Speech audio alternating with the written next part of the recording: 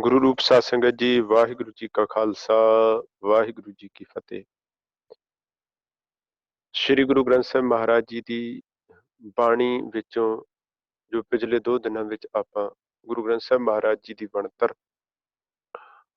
ਔਰ ਜੋ ਭਗਤ ਬਾਣੀ ਨੂੰ ਸਥਾਨ, ਜੋ ਗੁਰੂ ਘਰ ਦੀ ਮਰਿਆਦਾ, ਜੋ ਸਤਿਗੁਰੂ ਨੇ ਮੁਬਾਰਕ ਦਾਤ ਸਾਡੀ ਝੋਲੀ ਪਾਈ, ਉਹਦੇ ਉੱਤੇ ਆਪਾਂ ਵਿਚਾਰਨ ਦਾ ਸੰਖੇਪ ਰੂਪ ਵਿੱਚ ਯਤਨ ਕੀਤਾ।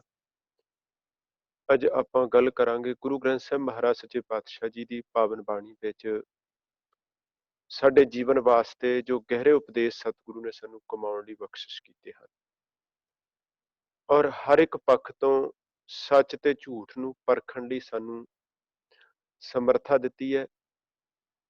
ਪਰ ਗੁਰਬਾਣੀ ਦੇ ਚਾਨਣ ਵਿੱਚ ਨਾ ਜਿਉਣ ਕਰਕੇ, ਭਾਵੇਂ ਉਹ ਧਾਰਮਿਕ ਪੱਖ ਹੋਵੇ, ਰਾਜਨੀਤਿਕ ਪੱਖ ਹੋਵੇ, ਅਸੀਂ ਗੁਰੂ ਗ੍ਰੰਥ ਸਾਹਿਬ ਜੀ ਦੀ ਬਾਣੀ ਦੀ ਅਗਵਾਈ ਨਾ ਲੈਣ ਕਰਕੇ ਕਿਵੇਂ ਦਿਨ ਰਾਤ ਲੁੱਟੇ ਜਾ ਰਹੇ ਹਾਂ। ਉਹਦੇ ਵਿੱਚ ਕੀਮਤੀ ਸਮਾਂ ਵੀ ਸਾਡਾ ਬਰਬਾਦ ਹੋ ਰਿਹਾ ਜੀਵਨ ਰੂਪ ਵਿੱਚ, ਔਰ ਬਹੁਤਾਤ ਜਿਹੜੀ ਸਾਡੀ ਕਮਾਈ ਹੈ ਜ਼ਿੰਦਗੀ ਦੀ, ਧਨ ਦੇ ਰੂਪ ਵਿੱਚ, ਮਾਇਆ ਦੇ ਰੂਪ ਵਿੱਚ, ਇਹ ਤੇ ਸਮਝ ਆ ਗਈ ਸਿੱਖ ਨੂੰ ਕਿ ਆਪਣੀ ਜ਼ਿੰਦਗੀ ਦੀ ਕਮਾਈ ਵਿੱਚੋਂ 10ਵਾਂ ਹਿੱਸਾ ਜਾਂ ਜੋ ਕੁਝ ਬਣ ਸਕਦਾ ਹੈ ਧਰਮ ਦੇ ਲੇਖੇ ਲਾਉਣਾ ਚਾਹੀਦਾ ਹੈ। ਪਰ ਗੁਰਬਾਣੀ ਦੀ ਰੋਸ਼ਨੀ ਵਿੱਚ, ਚਾਨਣ ਵਿੱਚ ਅਸੀਂ ਇਹ ਨਹੀਂ ਸਮਝ ਸਕੇ ਵੀ ਇਹਨੂੰ ਕਿਵੇਂ ਲਾਈਏ ਤੇ ਕਿਸ ਥਾਂ ਤੇ ਲਾਈਏ ਜਿੱਥੇ ਇਹ ਸਾਡਾ ਦਸਵੰਧ, ਸਾਡੀ ਕਮਾਈ ਸਫਲੀ ਹੋ ਸਕੇ। ਗੁਰਬਾਣੀ ਇਸ ਪੱਖ ਤੋਂ ਜ਼ਿੰਦਗੀ ਦਾ ਕੋਈ ਵੀ ਐਸਾ ਪਹਿਲੂ ਨਹੀਂ ਜਿਸ ਪੱਖ ਤੋਂ ਗੁਰਬਾਣੀ ਨੇ ਸਾਡੇ ਜੀਵਨ ਦੀ ਅਗਵਾਈ ਨਾ ਕੀਤੀ ਹੋਵੇ। 4 ਹਿੱਸੇ ਨੇ ਮਨੁੱਖੀ ਜ਼ਿੰਦਗੀ ਦੇ, ਉਹਦੇ ਵਿੱਚ ਧਾਰਮਿਕ ਹਿੱਸਾ, ਰਾਜਨੀਤਿਕ ਹਿੱਸਾ, ਪਰਿਵਾਰਿਕ ਹਿੱਸਾ ਤੇ ਸਮਾਜਿਕ ਹਿੱਸਾ, ਜਿਨ੍ਹਾਂ ਵਿੱਚ ਅਸੀਂ ਜ਼ਿੰਦਗੀ ਬਸਰ ਕਰਦੇ ਹਾਂ। ਗੁਰੂ ਗ੍ਰੰਥ ਸਾਹਿਬ ਮਹਾਰਾਜ ਜੀ ਦੀ ਪਾਵਨ ਬਾਣੀ ਵਿੱਚ ਪਾਤਸ਼ਾਹ ਨੇ ਇਹ 4 ਹੀ ਪੱਖ ਛੋਏ ਨੇ, ਔਰ ਜਿੱਥੇ ਵਕਤੀ ਤੌਰ ਤੇ ਧੰਨ ਗੁਰੂ ਨਾਨਕ ਪਿਤਾ ਮਹਾਰਾਜ ਜੀ ਜਾਂ ਹੋਰ ਗੁਰੂ ਸਾਹਿਬ ਜੀ ਨੇ ਵਕਤੀ ਤੌਰ ਤੇ ਇਸ ਪੱਖੋਂ ਡਿੱਗੇ ਹੋਏ ਲੋਕਾਂ ਨੂੰ ਵੰਗਾਰਿਆ, ਉਹਨਾਂ ਦੇ ਆਚਰਣ ਦੀ ਗੱਲ ਕੀਤੀ, ਉਹਨਾਂ ਦੇ ਡਿੱਗੇ ਹੋਏ ਕਿਰਦਾਰ ਨੂੰ ਉਹਨਾਂ ਦੇ ਸਾਹਮਣੇ ਖਲੋ ਕੇ ਸੱਚ ਪੇਸ਼ ਕੀਤਾ। ਉੱਥੇ ਸਾਡੀ ਅਗਵਾਈ ਸੁਚੱਜੇ ਢੰਗ ਨਾਲ ਕੀਤੀ ਵੀ ਇੱਕ ਰਾਜਾ ਕਿਵੇਂ ਦਾ ਹੋਵੇ, ਇੱਕ ਧਾਰਮਿਕ ਮਨੁੱਖ ਕਿਵੇਂ ਦਾ ਹੋਵੇ, ਇੱਕ ਸਮਾਜਿਕ ਜੀਵਨ ਅਸੀਂ ਕਿਵੇਂ ਦਾ ਜਿਉਣਾ ਹੈ, ਪਰਿਵਾਰਕ ਜੀਵਨ ਅਸੀਂ ਕਿਵੇਂ ਦਾ ਜਿਉਣਾ। ਤੁਸੀਂ ਜਿਉਂ-ਜਿਉਂ ਗੁਰੂ ਗ੍ਰੰਥ ਸਾਹਿਬ ਜੀ ਦੀ ਬਾਣੀ ਨੂੰ ਅਰਥਾਂ ਸਮੇਤ ਪੜ੍ਹਦੇ, ਸਮਝਦੇ, ਵਿਚਾਰਦੇ ਜਾਓਗੇ, ਇੱਕ ਇੱਕ ਕਰਕੇ ਕੁਝ ਹੀ ਦਿਨਾਂ ਵਿੱਚ ਜਦੋਂ ਤੁਸੀਂ 1-2 ਵਾਰੀ ਗੁਰੂ ਗ੍ਰੰਥ ਸਾਹਿਬ ਮਹਾਰਾਜ ਜੀ ਦੇ ਸਮੁੱਚੀ ਬਾਣੀ ਨੂੰ ਪੜ੍ਹ ਲੈਂਦੇ ਹੋ, ਵਿਚਾਰ ਲੈਂਦੇ ਹੋ, ਸਮਝ ਲੈਂਦੇ ਹੋ, ਤੇ ਸਾਰੇ ਭੁਲੇਖੇ ਸਾਡੇ ਦੂਰ ਹੁੰਦੇ ਜਾਂਦੇ। ਪਰ ਜਦੋਂ ਤੱਕ ਸਿੱਖ ਇਕੱਲਾ ਗੁਰੂ ਗ੍ਰੰਥ ਸਾਹਿਬ ਮਹਾਰਾਜ ਨੂੰ ਮੱਥਾ ਟੇਕ ਕੇ ਵਾਪਸ ਮੁੜ ਜਾਂਦਾ ਹੈ, ਸ਼ਰਧਾ ਤੇ ਉਹਦੇ ਅੰਦਰ ਹੈ, ਪਰ ਉਹ ਬਹੁਤਾਤ ਫਿਰ ਧਰਮ ਦੀ ਦੁਨੀਆ ਕੀ ਹੋਵੇ, ਹੋਰ ਵੀ ਜੀਵਨ ਮਨੁੱਖ ਫਿਰ ਲੁੱਟਿਆ ਹੀ ਜਾ ਰਹੇ। ਇਸ ਵਾਸਤੇ ਸ੍ਰੀ ਗੁਰੂ ਗ੍ਰੰਥ ਸਾਹਿਬ ਮਹਾਰਾਜ ਸੱਚੇ ਪਾਤਸ਼ਾਹ ਜੀ ਦੀ ਬਾਣੀ ਨੇ ਸਾਡੀ ਬਹੁਤ ਪਿਆਰੀ ਅਗਵਾਈ ਦਿੱਤੀ। ਜਦੋਂ ਆਪਾਂ ਪਰਿਵਾਰ ਦੀ ਗੱਲ ਕਰਦੇ ਹਾਂ ਤੇ ਸਤਿਗੁਰੂ ਜੀ ਨੇ ਉਸ ਵੇਲੇ ਧੰਨ ਗੁਰੂ ਨਾਨਕ ਪਿਤਾ ਮਹਾਰਾਜ ਨੇ ਜਦੋਂ ਪਰਿਵਾਰਿਕ ਬਣਤਰ ਨੂੰ ਦੇਖਿਆ, ਸਮਾਜਿਕ ਬਣਤਰ ਨੂੰ ਦੇਖਿਆ, ਕਿਉਂਕਿ ਚੰਗਾ ਸਮਾਜ ਜਿਹੜਾ ਉਹ ਪਰਿਵਾਰ ਵਿੱਚੋਂ ਪੈਦਾ ਹੋਣਾ। ਪਰਿਵਾਰ ਵਿੱਚ ਇੱਕ ਪਿਤਾ ਦੀ ਕੀ ਜ਼ਿੰਮੇਵਾਰੀ, ਇੱਕ ਮਾਂ ਦੀ ਕੀ ਜ਼ਿੰਮੇਵਾਰੀ, ਇੱਕ ਪੁੱਤਰ ਦੀ ਕੀ ਜ਼ਿੰਮੇਵਾਰੀ, ਉਹ ਸਾਰੀਆਂ ਗੱਲਾਂ ਕਿਸੇ ਨਾ ਕਿਸੇ ਰੂਪ ਵਿੱਚ ਗੁਰੂ ਗ੍ਰੰਥ ਸਾਹਿਬ ਮਹਾਰਾਜ ਜੀ ਦੀ ਬਾਣੀ ਵਿੱਚ ਸਤਿਗੁਰੂ ਨੇ ਦਿੱਤੀਆਂ। ਇਸ ਲਈ ਮੈਂ ਪਿਛਲੇ ਦਿਨੀ ਵੀ ਬੇਨਤੀ ਕੀਤੀ, ਗੁਰੂ ਗ੍ਰੰਥ ਸਾਹਿਬ ਜੀ ਦੀ ਬਾਣੀ ਕਦੇ ਵੀ ਆਪਾਂ ਇਸ ਰੂਪ ਵਿੱਚ ਨਹੀਂ ਪੜ੍ਹਨੀ ਕਿ ਇਹ ਦਾ ਇੱਕ ਇਕੱਲਾ ਪੱਖ ਹੈ ਵੀ ਸਵੇਰੇ ਨਿਤਨੇਮ ਕੀਤਾ ਹੈ, ਸ਼ਾਮ ਨੂੰ ਨਿਤਨੇਮ, ਸਵੇਰੇ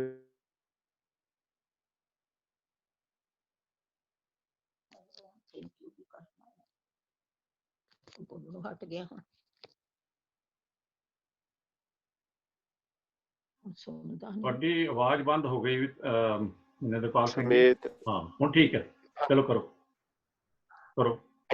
ਆਵਾਜ਼ ਆ ਰਹੀ ਹੈ ਜੀ? ਹੁਣ ਆ ਰਹੀ ਹੈ, ਥੋੜੇ ਚਿਰ ਲਈ ਬੰਦ ਹੋ ਗਈ ਸੀ, 20 ਸਕਿੰਟ ਲਈ। ਅੱਛਾ ਜੀ, ਮੈਂ ਬੇਨਤੀ ਕਰ ਰਿਹਾ ਸਾਂ, ਜਿਉਂ-ਜਿਉਂ ਆਪਾਂ ਗੁਰਬਾਣੀ ਨੂੰ ਸਮਝਣ ਦੀ ਔਰ ਵਿਚਾਰਨ ਦੀ ਕੋਸ਼ਿਸ਼ ਕਰਦੇ ਹਾਂ, ਉਹਨਾਂ ਨੂੰ ਜੇ ਦੇਣਾ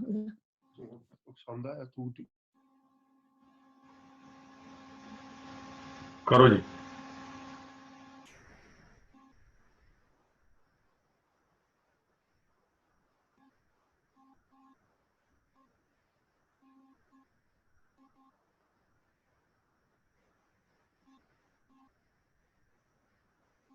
ਸਾਹਿਬ ਜੀ ਬਾਣੀ ਵਿੱਚ ਆਇਆ ਸਵਾਲ ਕੀਤੇ ਗਏ ਧੰਨ ਗੁਰੂ ਗ੍ਰੰਥ ਸਾਹਿਬ ਜੀ ਦੀ ਪਾਵਨ ਬਾਣੀ ਵਿੱਚ। ਕਵਨ ਸੋ ਅੱਖਰ, ਕਵਨ ਗੁਣ, ਕਵਨ ਸੋ ਮਣੀਆਂ ਮੰਤ, ਕਵਨ ਸੋ ਵੇਸੋ ਹੋ ਕਰੀ ਜਿਤ ਵਸ ਆਵੀ ਕੰਤ। ਉਹ ਕਿਹੜਾ ਅੱਖਰ ਹੈ, ਕਿਹੜਾ ਸ਼ਬਦ ਹੈ ਜਿਹਦੇ ਨਾਲ ਮੈਂ ਪਰਿਵਾਰਕ ਰੂਪ ਵਿੱਚ ਚੰਗਾ ਜੀਵਨ ਹੰਡਾ ਸਕਾਂ, ਜੀਉ ਸਕਾਂ।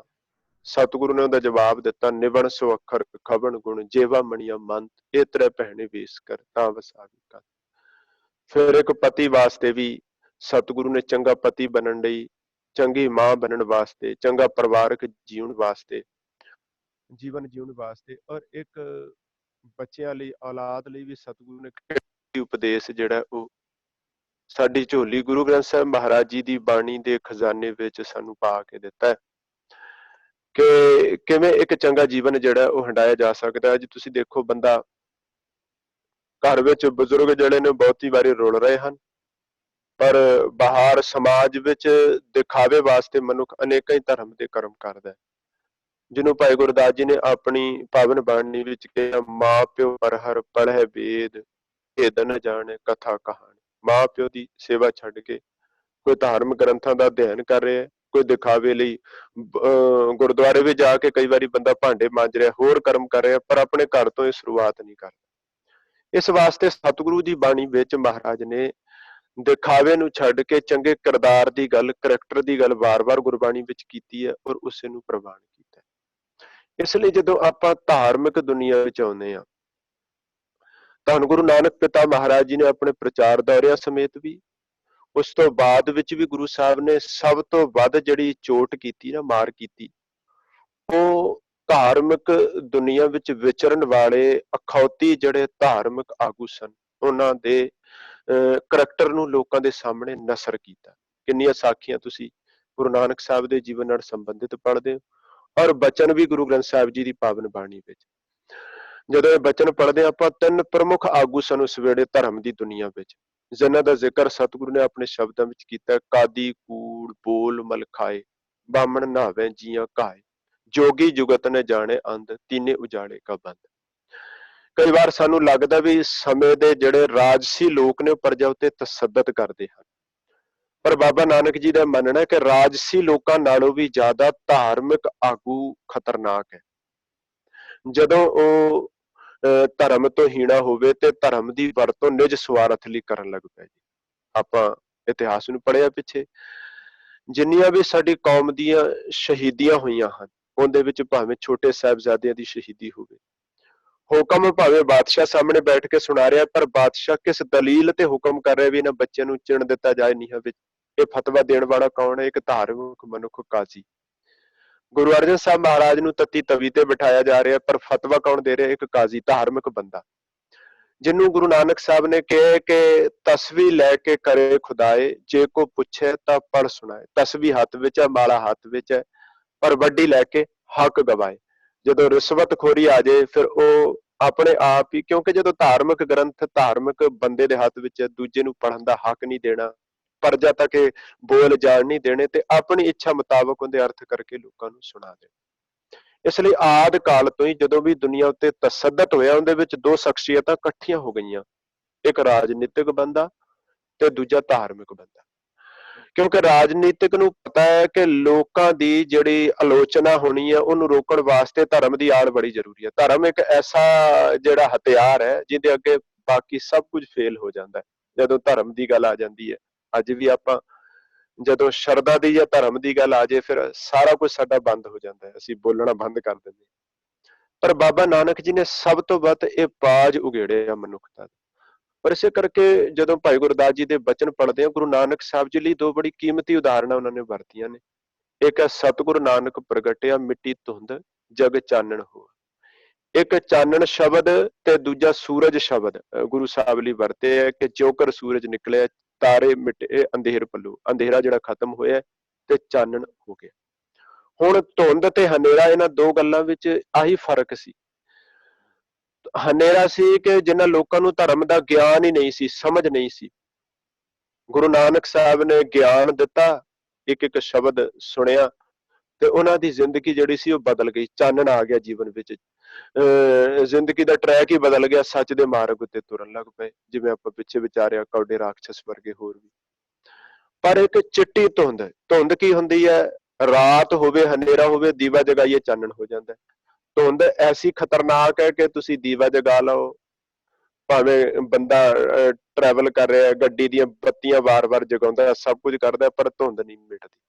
ਧੁੰਦ ਅਸਲ ਵਿੱਚ ਉਹ ਧਾਰਮਿਕ ਆਗੂ ਸਨ ਜਿਨ੍ਹਾਂ ਨੂੰ ਗਿਆਨ ਤਾਂ ਸੀ, ਸਮਝ ਤਾਂ ਸੀ, ਪਰ ਸਮਝ ਨੂੰ ਨਿਜ ਸਵਾਰਥ ਪੂਰਾ ਨਾ ਹੋਣ ਕਰਕੇ ਕਮਾਉਣਾ ਨਹੀਂ ਸੀ ਚਾਹੁੰਦੇ। ਉਹ ਜਾਣ ਬੁੱਝ ਕੇ ਅਧਰਮ ਵਿੱਚ ਲੋਕਾਂ ਨੂੰ ਫਸਾ ਰਹੇ ਸਨ। ਐਸੀ ਗੱਲ ਗੁਰੂ ਨਾਨਕ ਸਾਹਿਬ ਸੱਚੇ ਪਾਤਸ਼ਾਹ ਨੇ ਉਹਨਾਂ ਅੱਗੇ ਪੇਸ਼ ਕੀਤੀ, ਔਰ ਇਹੀ ਕਾਰਨ ਰਿਹਾ ਕਿ ਕੌਡੇ ਰਾਖਸ਼ਸ ਨੂੰ ਇੱਕ ਸ਼ਬਦ ਸੁਣਾਇਆ, ਉਹਦੀ ਜ਼ਿੰਦਗੀ ਬਦਲ ਗਈ।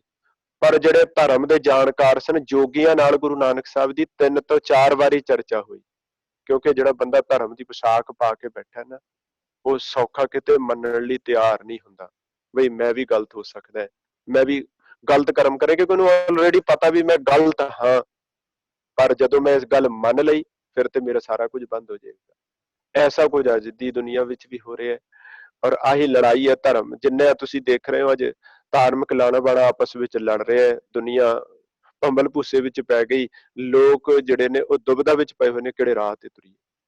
ਧੰਨ ਗੁਰੂ ਨਾਨਕ ਪਿਤਾ ਮਹਾਰਾਜ ਸੱਚੇ ਪਾਤਸ਼ਾਹ ਨੇ ਇਸੇ ਕਰਕੇ ਬਹੁਤੇ ਧਾਰਮਿਕ ਸਥਾਨ ਟਾਰਗੇਟ ਕੀਤੇ, ਔਰ ਉੱਥੇ ਜਾ ਕੇ ਸੱਚ ਦ੍ਰਿੜ ਕਰਵਾਇਆ, ਔਰ ਇਹ ਦੱਸਿਆ ਵੀ ਧਰਮ ਜਿਹੜਾ ਕੱਲਾ ਉਹ ਪਹਿਰਾਵੇ ਦਾ ਨਾਮ ਨਹੀਂ ਹੈ।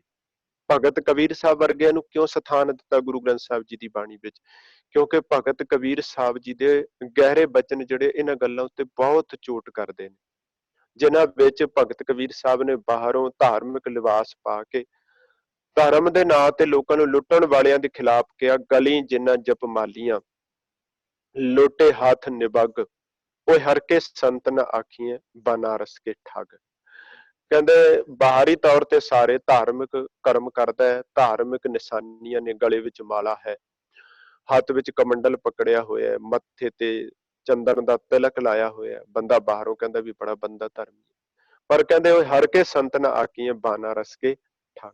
ਹਰ ਕੇ ਸੰਤ, ਰੱਬ ਦੇ ਸੰਤ ਕਿਤੇ ਬਾਹਰੀ ਪਹਿਰਾਵਾ ਪਾ ਕੇ ਨਹੀਂ ਬਣ ਸਕਦੇ, ਉਹ ਬਨਾਰਸ ਦੇ ਠੱਗ ਭਗਤ ਕਬੀਰ ਸਾਹਿਬ ਨੇ ਕਹਿੰਦੇ।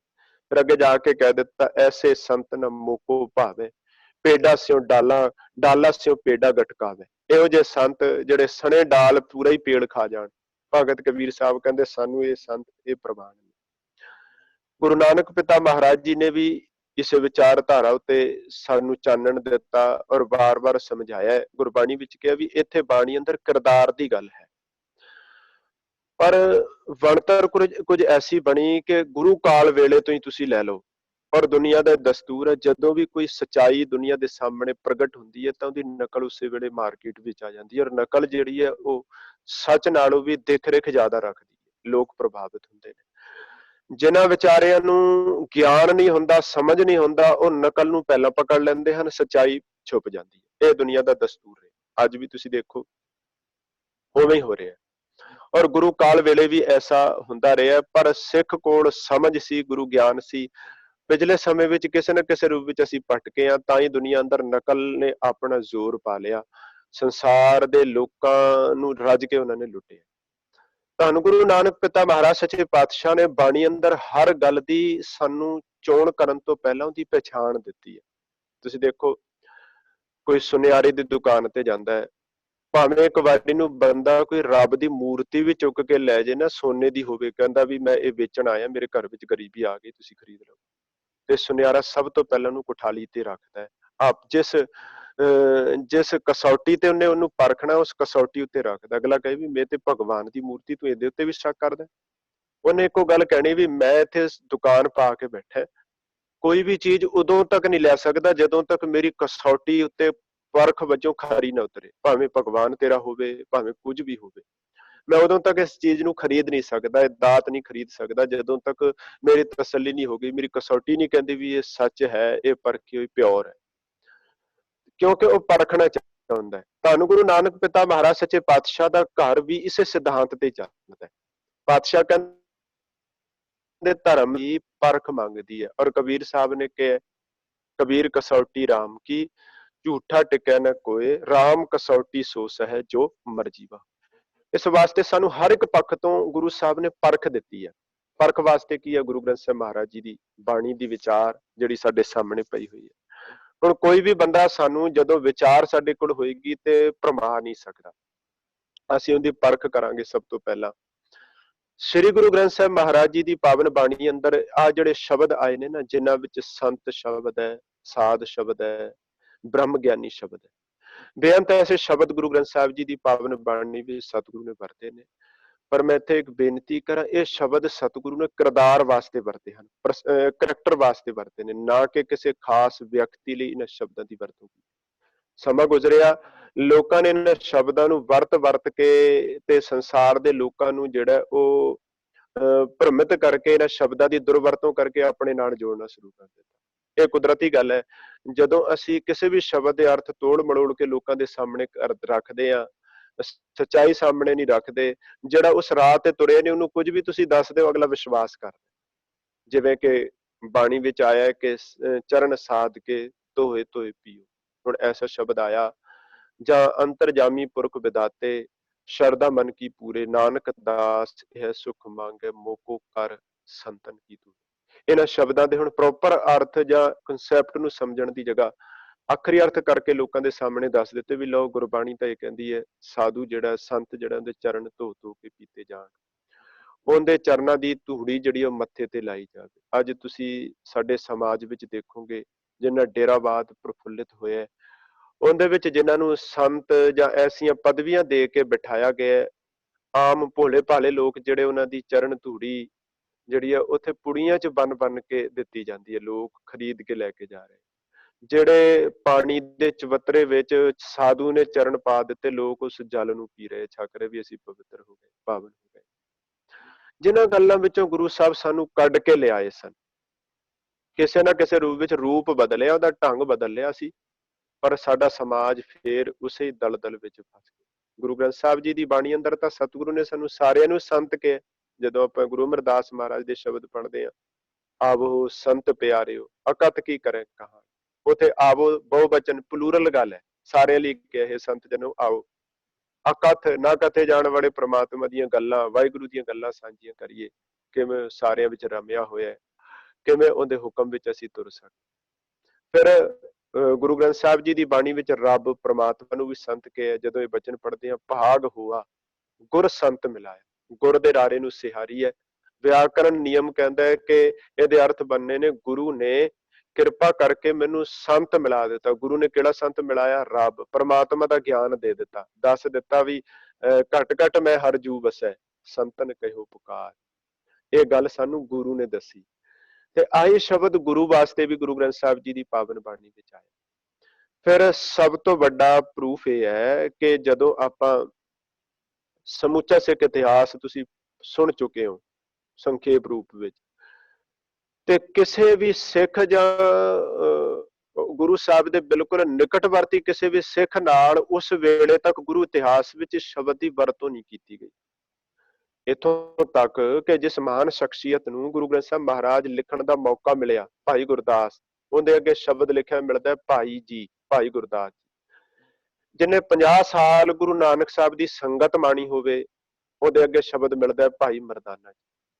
ਜਿਹਨੇ ਗੁਰੂ ਗ੍ਰੰਥ ਸਾਹਿਬ ਮਹਾਰਾਜ ਜੀ ਦਾ ਪ੍ਰਕਾਸ਼ ਕੀਤਾ, ਸਤਿਗੁਰੂ ਦੀ ਤਾਬਿਆਂ ਤੇ ਬਿਠਾਇਆ ਗਿਆ, ਜਿਹਨੂੰ ਉਹਦੇ ਅੱਗੇ ਸ਼ਬਦ ਮਿਲਦਾ ਬਾਬਾ ਬੁੱਢਾ ਸਾਹਿਬ। ਹੁਣ ਇਸ ਤੋਂ ਅਲੱਗ ਵੀ ਹੋਰ ਕੋਈ ਖਾਸ ਪਰਸਨੈਲਿਟੀ ਇਤਿਹਾਸ ਵਿੱਚ ਹੋ ਸਕਦੀ ਹੈ, ਜਿਨ੍ਹਾਂ ਨੇ ਜ਼ਿੰਦਗੀ ਦਾ ਹਰ ਪੈਂਡਾ, ਹਰ ਸਫ਼ਰ, ਹਰ ਪਲ, ਹਰ ਵਕਤ ਗੁਰੂ ਹਜ਼ੂਰੀ ਵਿੱਚ, ਗੁਰੂ ਮਰਿਆਦਾ ਵਿੱਚ, ਗੁਰੂ ਹੁਕਮ ਵਿੱਚ ਬਤੀਤ ਕੀਤਾ ਹੋਵੇ। ਉਹਨਾਂ ਅੱਗੇ ਸ਼ਬਦ ਜਿਹੜਾ ਉਹ ਭਾਈ ਜਾਂ ਜਿਹੜਾ ਬਾਬਾ ਸ਼ਬਦ ਕਹਿ ਕੇ ਬਜ਼ੁਰਗੀ ਕਰਕੇ ਅਸੀਂ ਉਹਨੂੰ ਇਤਿਹਾਸ ਵਿੱਚ ਯਾਦ ਕਰ ਰਹੇ ਹਾਂ, ਭਾਈ ਕਹਿ ਕੇ ਯਾਦ ਕਰ ਰਹੇ ਹਾਂ। ਤੇ ਅਜੋਕਾ ਜਿਹੜਾ ਧਾਰਮਿਕ ਵਰਗ ਜਾਂ ਧਾਰਮਿਕ ਆਗੂ ਜਾਂ ਧਾਰਮਿਕ ਆਪਣੇ ਆਪ ਨੂੰ ਪਰਸਨੈਲਿਟੀ ਅਖਵਾਉਣ ਵਾਲਾ ਬੰਦਾ ਹੈ, ਉਹ ਇਹ ਏਡੀਆਂ ਵੱਡੀਆਂ ਡਿਗਰੀਆਂ ਕਿ ਉਹਨੂੰ ਭਾਈ ਸ਼ਬਦ ਵੀ ਚੰਗਾ ਨਹੀਂ ਲੱਗਿਆ, ਬਾਬਾ ਸ਼ਬਦ ਵੀ ਚੰਗਾ ਨਹੀਂ ਲੱਗਿਆ, ਉਹਨੇ ਸੰਤ ਸ਼ਬਦ, ਬ੍ਰਹਮ ਗਿਆਨੀ ਸ਼ਬਦ, ਇਹ ਸ਼ਬਦ ਕੱਢ ਕੱਢ ਕੇ ਲਿਆਏ ਤੇ ਲਿਆਂਦੇ ਤੇ ਆਪਣੇ ਨਾਮ ਨਾਲ ਜੋੜ ਲਏ। ਫਿਰ ਅੱਗੇ ਡਿਗਰੀਆਂ ਵੀ ਮਿਲਣਗੀਆਂ ਤੁਹਾਨੂੰ, 108, 1008, 11000।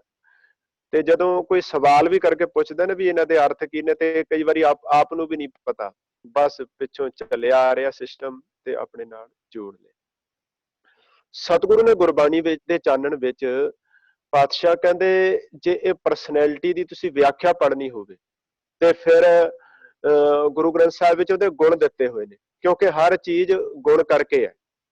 ਜਦੋਂ ਤੱਕ ਉਹ ਸੱਚਾਈ ਅੰਦਰੋਂ ਖਤਮ ਹੋ ਜਾਏ, ਬਾਹਰ ਦਿਖਾਵਾ ਰਹਿ ਜਾਏ, ਅਸੀਂ ਉਹਨੂੰ ਪਖੰਡ ਕਹਿੰਦੇ ਹਾਂ। ਕਿਸੇ ਬੰਦੇ ਨੇ ਬਾਹਰ ਬੜਾ ਵੱਡਾ ਬੋਰਡ ਲਾਇਆ ਹੋਵੇ ਵੀ ਇਹ ਕਰਿਆਨੇ ਦੀ ਦੁਕਾਨ ਹੈ, ਇੱਥੇ ਅੰਦਰ ਆ ਕੁਝ ਮਿਲਦਾ, ਬੋਰਡ ਪੜ੍ਹ ਕੇ ਬੰਦਾ ਅੰਦਰ ਜਾਏ ਤੇ ਅੰਦਰ ਕੱਖ ਵੀ ਨਾ ਹੋਵੇ, ਅਸੀਂ ਕੀ ਕਹਾਂਗੇ ਵੀ ਬੜਾ ਵੱਡਾ ਪਖੰਡ ਕੀਤਾ ਲੋਕਾਂ ਨਾਲ, ਕਿ ਅੰਦਰ ਕੱਖ ਵੀ ਨਹੀਂ ਪਿਆ ਹੋਇਆ ਤੇ ਬਾਹਰ ਇੰਨਾ ਕੁਝ ਬੋਰਡ ਤੇ ਲਿਖਿਆ, ਇੱਥੇ ਆ ਵੀ ਮਿਲਦਾ, ਇੱਥੇ ਉਹ ਵੀ ਮਿਲਦਾ, ਇੱਥੇ ਉਹ ਵੀ ਮਿਲਦਾ, ਪਰ ਅੰਦਰ ਕੱਖ ਵੀ। ਸਤਿਗੁਰੂ ਗੁਰਬਾਣੀ ਵਿੱਚ ਕਹਿੰਦੇ ਇਸ ਲਈ ਸਿੱਖ ਕੋਲ ਸਭ ਤੋਂ ਪਹਿਲਾਂ ਵਿਆਖਿਆ ਹੋਵੇ ਕਿ ਇੱਕ ਕਿਹੜੇ ਕਿਹੜੇ ਗੁਣਾ ਕਰਕੇ ਕੋਈ ਸਤਕਾਰਿਆ ਹੋਇਆ ਸ਼ਬਦ, ਸਤਕਾਰ ਕਿਹੜੇ ਕਿਹੜੇ ਗੁਣਾ ਕਰਕੇ ਕਿਸੇ ਨੂੰ ਮਿਲਣਾ। ਜਦੋਂ ਸਾਧ ਜਾਂ ਸੰਤ ਸ਼ਬਦ ਆਇਆ ਨਾ, ਪੰਚਮ ਗੁਰਦੇਵ ਧੰਨ ਗੁਰੂ ਅਰਜਨ ਸਾਹਿਬ ਨੇ ਫਿਰ ਇਹਦੇ ਲੱਛਣ ਦਿੱਤੇ ਬਾਣੀ ਵਿੱਚ, ਔਰ ਇੱਕ ਦੋ ਨਹੀਂ, ਪੂਰੇ 6 ਲੱਛਣ, 6 ਗੁਣ ਉਹਦੇ ਜੀਵਨ ਵਿੱਚ ਹੋਣ। ਸ਼ਲੋਕ ਸੰਸਕ੍ਰਿਤੀ ਜਿਹੜੀ ਬਾਣੀ ਗੁਰੂ ਗ੍ਰੰਥ ਸਾਹਿਬ ਵਿੱਚ ਗੁਰੂ ਅਰਜਨ ਸਾਹਿਬ ਦੀ ਦਰਜ ਹੈ, ਉਹਦੇ ਵਿੱਚ ਪਾਤਸ਼ਾਹ ਨੇ 6 ਲੱਛਣਾਂ ਦੀ ਗੱਲ ਕੀਤੀ ਹੈ। ਤਾਂ ਸਭ ਤੋਂ ਪਹਿਲਾਂ ਗੁਰੂ ਅਰਜਨ ਸਾਹਿਬ ਮਹਾਰਾਜ ਕਹਿੰਦੇ ਸਭ ਤੋਂ ਪਹਿਲਾ ਲੱਛਣ ਹੈ ਕਿ ਮੰਤਰੰਗ ਰਾਮ ਰਾਮ ਨਾਮੰ ਧਿਆਨੰ ਸਰਬਤਰ ਪੂਰਨ। ਸੰਤ ਦਾ ਲੱਛਣ ਸਭ ਤੋਂ ਪਹਿਲਾ ਗੁਣ ਕੀ ਹੈ? ਉਹਦੀ ਜ਼ਬਾਨ ਤੇ ਵਾਹਿਗੁਰੂ ਜੀ ਦਾ ਨਾਮ ਹੈ, ਔਰ ਕਿਸ ਪ੍ਰਮਾਤਮਾ ਦਾ ਜੋ ਸਾਰਿਆਂ ਵਿੱਚ ਰਮਿਆ ਹੋਇਆ। ਮੰਤਰੰਗ ਰਾਮ ਰਾਮ ਨਾਮੰ ਧਿਆਨੰ ਸਰਬਤਰ ਪੂਰਨ ਹੈ, ਜਿਹੜਾ ਸਾਰਿਆਂ ਵਿੱਚ ਪੂਰੇ ਹੈ, ਉਹਦੇ ਵਿੱਚ ਉਹਦਾ ਧਿਆਨ ਜੁੜਿਆ ਹੋਇਆ। ਉਹ ਰੱਬ ਨੂੰ ਆਪਣੀ ਕੈਦ ਵਿੱਚ ਨਹੀਂ ਰੱਖਦਾ ਵੀ ਤੁਸੀਂ ਮੇਰੇ ਕੋਲ ਆਓਗੇ ਤਾਂ ਹੀ ਤੁਹਾਡੀ ਸਾਂਝ ਰੱਬ ਨਾਲ ਬਣ ਸਕਦੀ। ਅੱਜ ਦੇਖੋ ਨਾ ਤੁਸੀਂ, ਲੋਕਾਂ ਦੇ ਕੰਨਾਂ ਵਿੱਚ ਫੂਕ ਮਾਰ ਕੇ ਮੰਤਰ ਦਿੱਤੇ ਜਾ ਰਹੇ ਆ, ਔਰ ਨਾਲੇ ਵੀ ਦੱਸਿਆ ਜਾ ਰਿਹਾ ਵੀ ਇਹ ਮੰਤਰ ਕਿਸੇ ਦੂਜੇ ਨੂੰ ਨਹੀਂ ਦੱਸ। ਹੁਣ ਤੁਸੀਂ ਕੋੜ ਦੀ ਬਿਮਾਰੀ ਦੇ ਰਹੇ ਹੋ ਜਾਂ ਮੰਤਰ, ਜਾਂ ਤੁਸੀਂ ਅੱਜ ਕਰੋਨਾ ਵਰਗੀ ਬਿਮਾਰੀ ਦੇ ਰਹੇ ਹੋ ਵੀ ਦੂਜੇ ਨੂੰ ਦੱਸੋਗੇ, ਟੱਚ ਕਰੋਗੇ, ਤੁਹਾਡੇ ਅੰਦਰ ਆ ਜਾਏਗੀ।